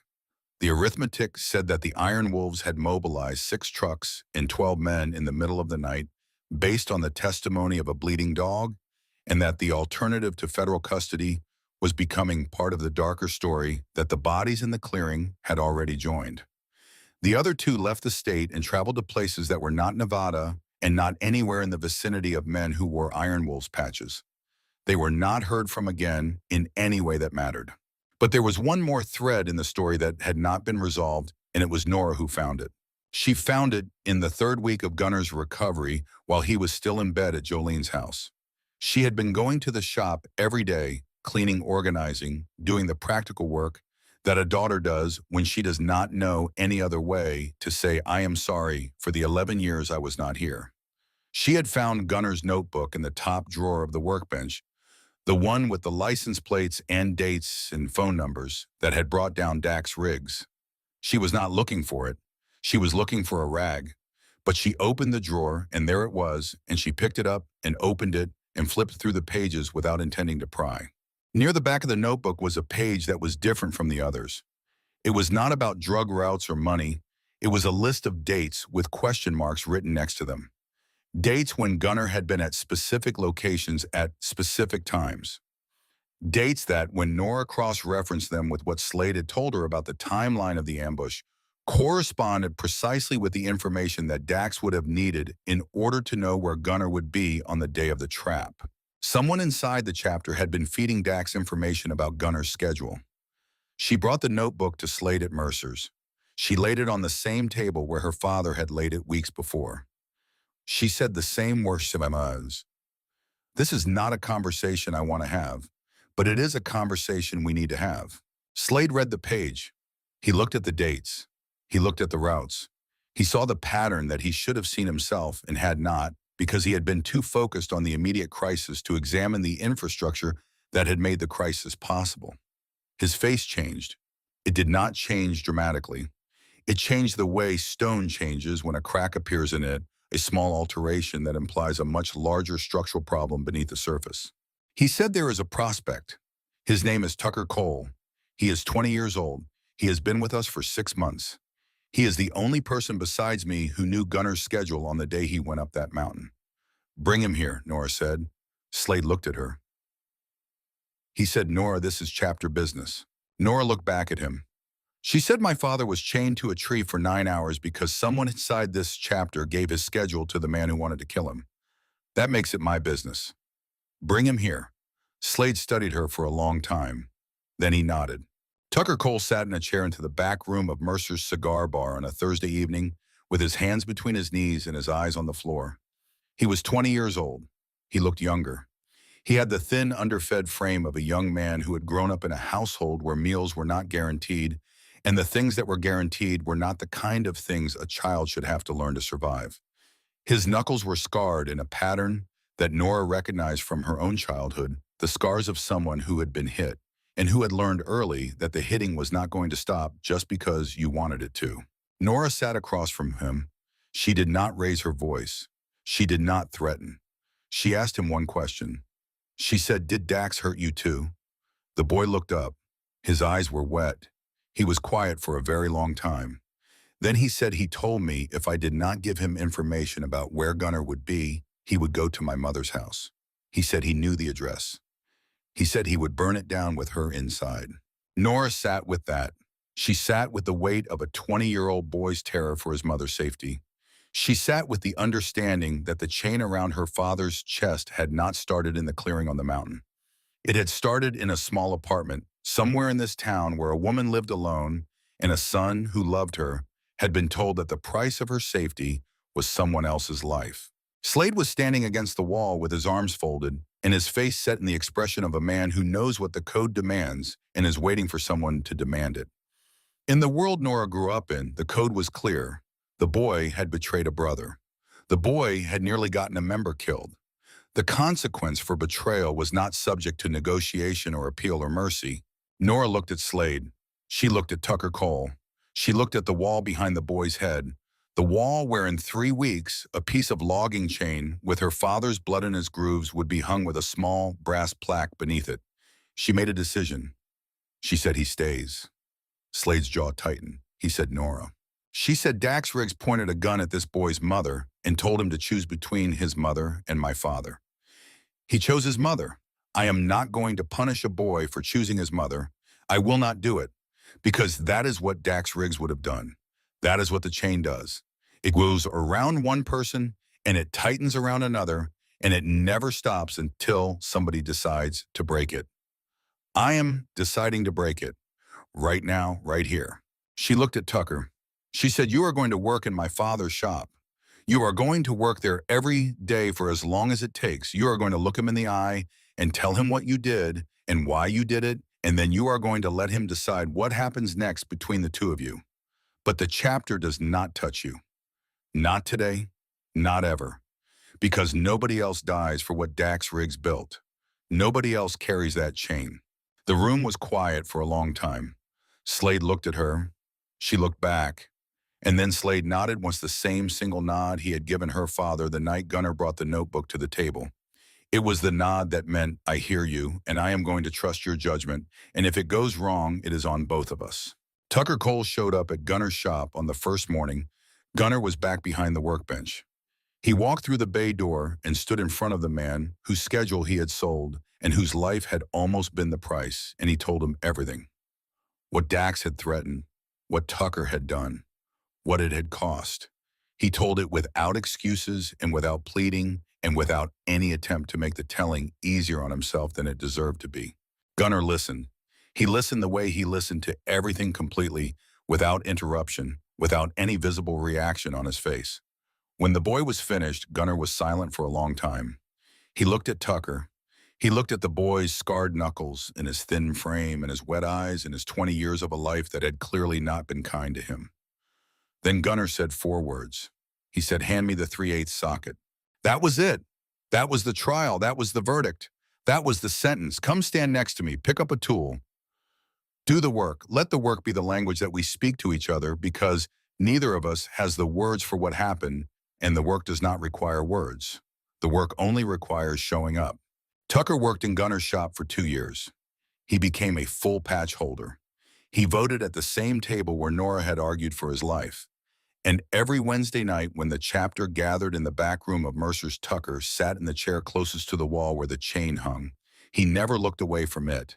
It was his way of remembering, his way of paying what he owed, not to the chapter, not to the code, to the woman who had chosen mercy when the code demanded something else, And who had broken the chain in the only way a chain can be truly broken, by refusing to add another link.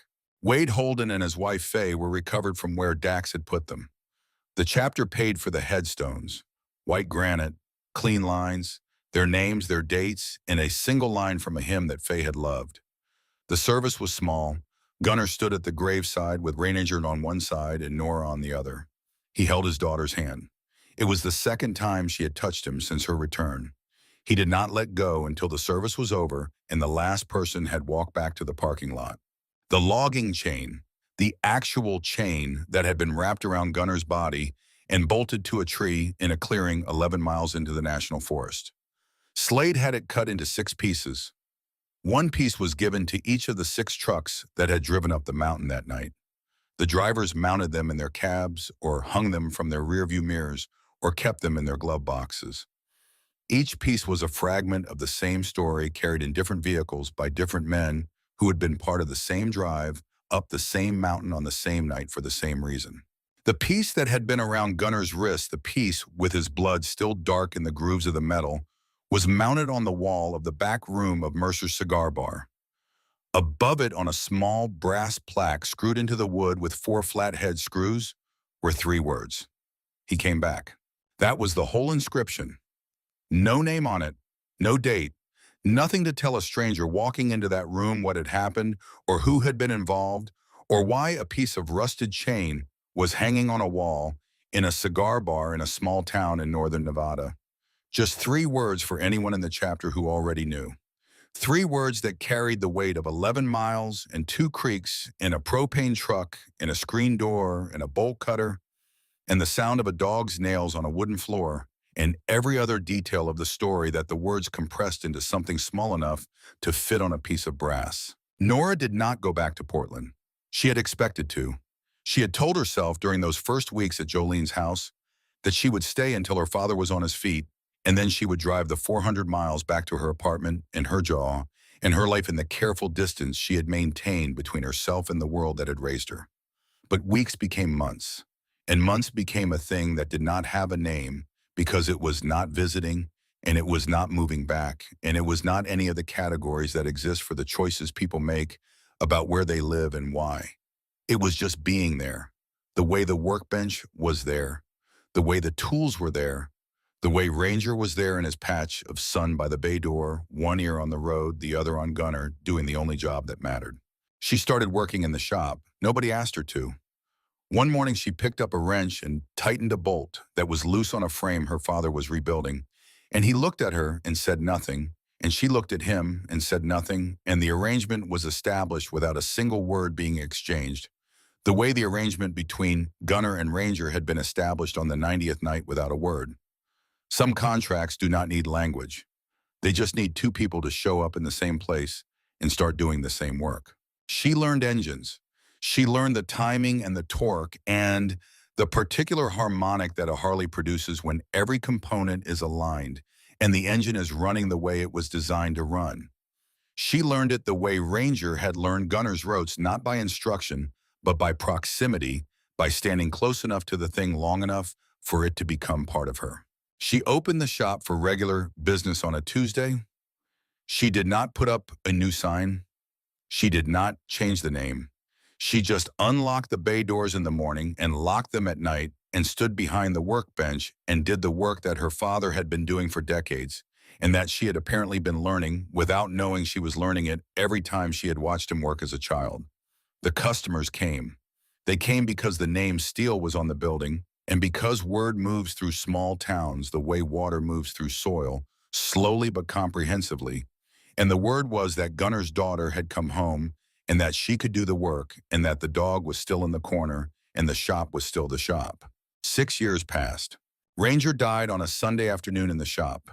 He was 13 years old, which is a long life for a Belgian Malinois, longer than the actuarial tables give the breed. He died on the floor beside the workbench with his head on Gunnar's boot in the exact spot where he had slept every night for 7 years before the shop got the steel door, in the cinder block back room, the spot he had returned to after the mountain, as if none of it had happened, as if the bullet and the miles in the screen door had been a detour, And this was the destination he had been heading toward as all along. Gunnar and Nora dug the grave under the oak tree behind the shop. They dug it by hand, shovels in silence, and the hard, dry Nevada dirt that resisted every stroke and gave ground grudgingly an inch at a time. Neither of them suggested using a machine. Some work has to be done by hand because the labor is part of the meaning, and taking shortcuts would subtract something from the total that cannot be added back. Gunnar took the K9 vest from the saddlebag. He unfolded it for the first time since the day he had put it there 7 years ago, clean and pressed, and ready for a duty that never came. He laid it across Ranger's body flat and straight, the way a flag is laid across a casket. He smoothed it with his hands. He smoothed the Velcro and the faded lettering and the nylon that had been woven to stop a knife and that had never been tested against one because the dog wearing it had always been faster than the knife. They filled in the hole. They stood there for a long time. Slade came out at some point. He did not say anything. He stood next to Gunnar, and after a while he put a hand on Gunnar's shoulder and left it there. It was the language they spoke. Presence. Proximity. The hand on the shoulder that says, I am here and I am not leaving, and you do not need to say anything because I already know. When Gunnar finally spoke, he said one sentence. He said he walked 11 miles for me. That was the eulogy, the entire eulogy. 8 words for a dog who had done something that most human beings would not have done, something that the textbooks of veterinary medicine and animal behavior would have classified as impossible if the evidence of it were not hanging on the wall of a cigar bar in a small town in Nevada. 3 more years passed. Nora ran the shop. Gunnar sat in his chair by the workbench and drank coffee and watched her work and occasionally told her she was holding the torque wrench at the wrong angle, which she was not. But correcting her was his way of participating, and she understood that and did not argue, because arguing would have disrupted the system they had built. And the system worked, and you do not disrupt a system that works just because one of its components is technically incorrect about the angle of a torque wrench. Gunnar died on a Thursday morning. He was 69 years old. His heart stopped while he was checking the timing on a motor that belonged to a man who had ridden with him for 2 decades. The wrench was still in his hand when Nora found him. He had gone down beside the workbench in the spot where Ranger had slept for 1,000 nights, as if even at the end, his body had known the right place to land, the place where the dog had been, the place where loyalty had lived. The chapter buried him next to Ranger under the oak tree behind the shop. There is one stone over both of them, Gunnar and Ranger, man and dog. The stone is gray granite, simple, the kind of stone that does not draw attention to itself, but that will be there long after the people who placed it have gone. Above both names on its own line, cut deep enough into the stone that 100 years of rain will not erase it, are 3 words. He came back. Nora kept the shop open. She kept the dog's bed in the corner, even though there was no dog to sleep in it. She kept the shotgun behind the workbench. She kept the piece of chain that Slade had given her, the piece that had been around her father's wrist on a leather cord around her neck. She wore it every day. She wore it the way some people wear a cross or a wedding ring or a photograph of someone they loved close to the skin, where the weight of it is constant and the meaning of it is private, and the story it carries is too large for any other container. She became the person who told the story, not to everyone, not to strangers who wandered into the cigar bar and looked at the chain on the wall and wondered what it meant. But when a new prospect sat down at the table for the first time and his eyes went to the chain and the plaque, and his face carried the question that every new face carried, Nora was the one who answered it. She told it the way I am telling it to you, from the beginning, with every part that matters and none of the parts that do not. She always started the same way. She always started with the dog. Because the story does not begin with a chain on a mountain. It does not begin with a man named Dax Riggs or a chapter called The Iron Wolves or a brick through a shop window at 2 in the morning. The story begins in a kennel in a city, in a state that nobody names out loud, with a boy lying on a concrete floor, staring at a wall, waiting for a man who is never coming back. And it begins with another man, a different man, a man in a leather vest with engine grease on his hands, who drove 11 hours to pick up a dog he had never met because he heard that the buck was going to be killed for the crime of loving someone too much to stop waiting for them. It begins with 90 nights, and a leather jacket on a concrete floor, and a chin on an ankle in the dark. It begins with the oldest promise there is, the one that does not need words or witnesses or signatures, the one made between two creatures who look at each other across the distance of species and silence and decide without ceremony, without explanation, that where one goes, the other follows. No matter how far the walk, no matter how dark the mountain, no matter what is broken. He came back, and so did she.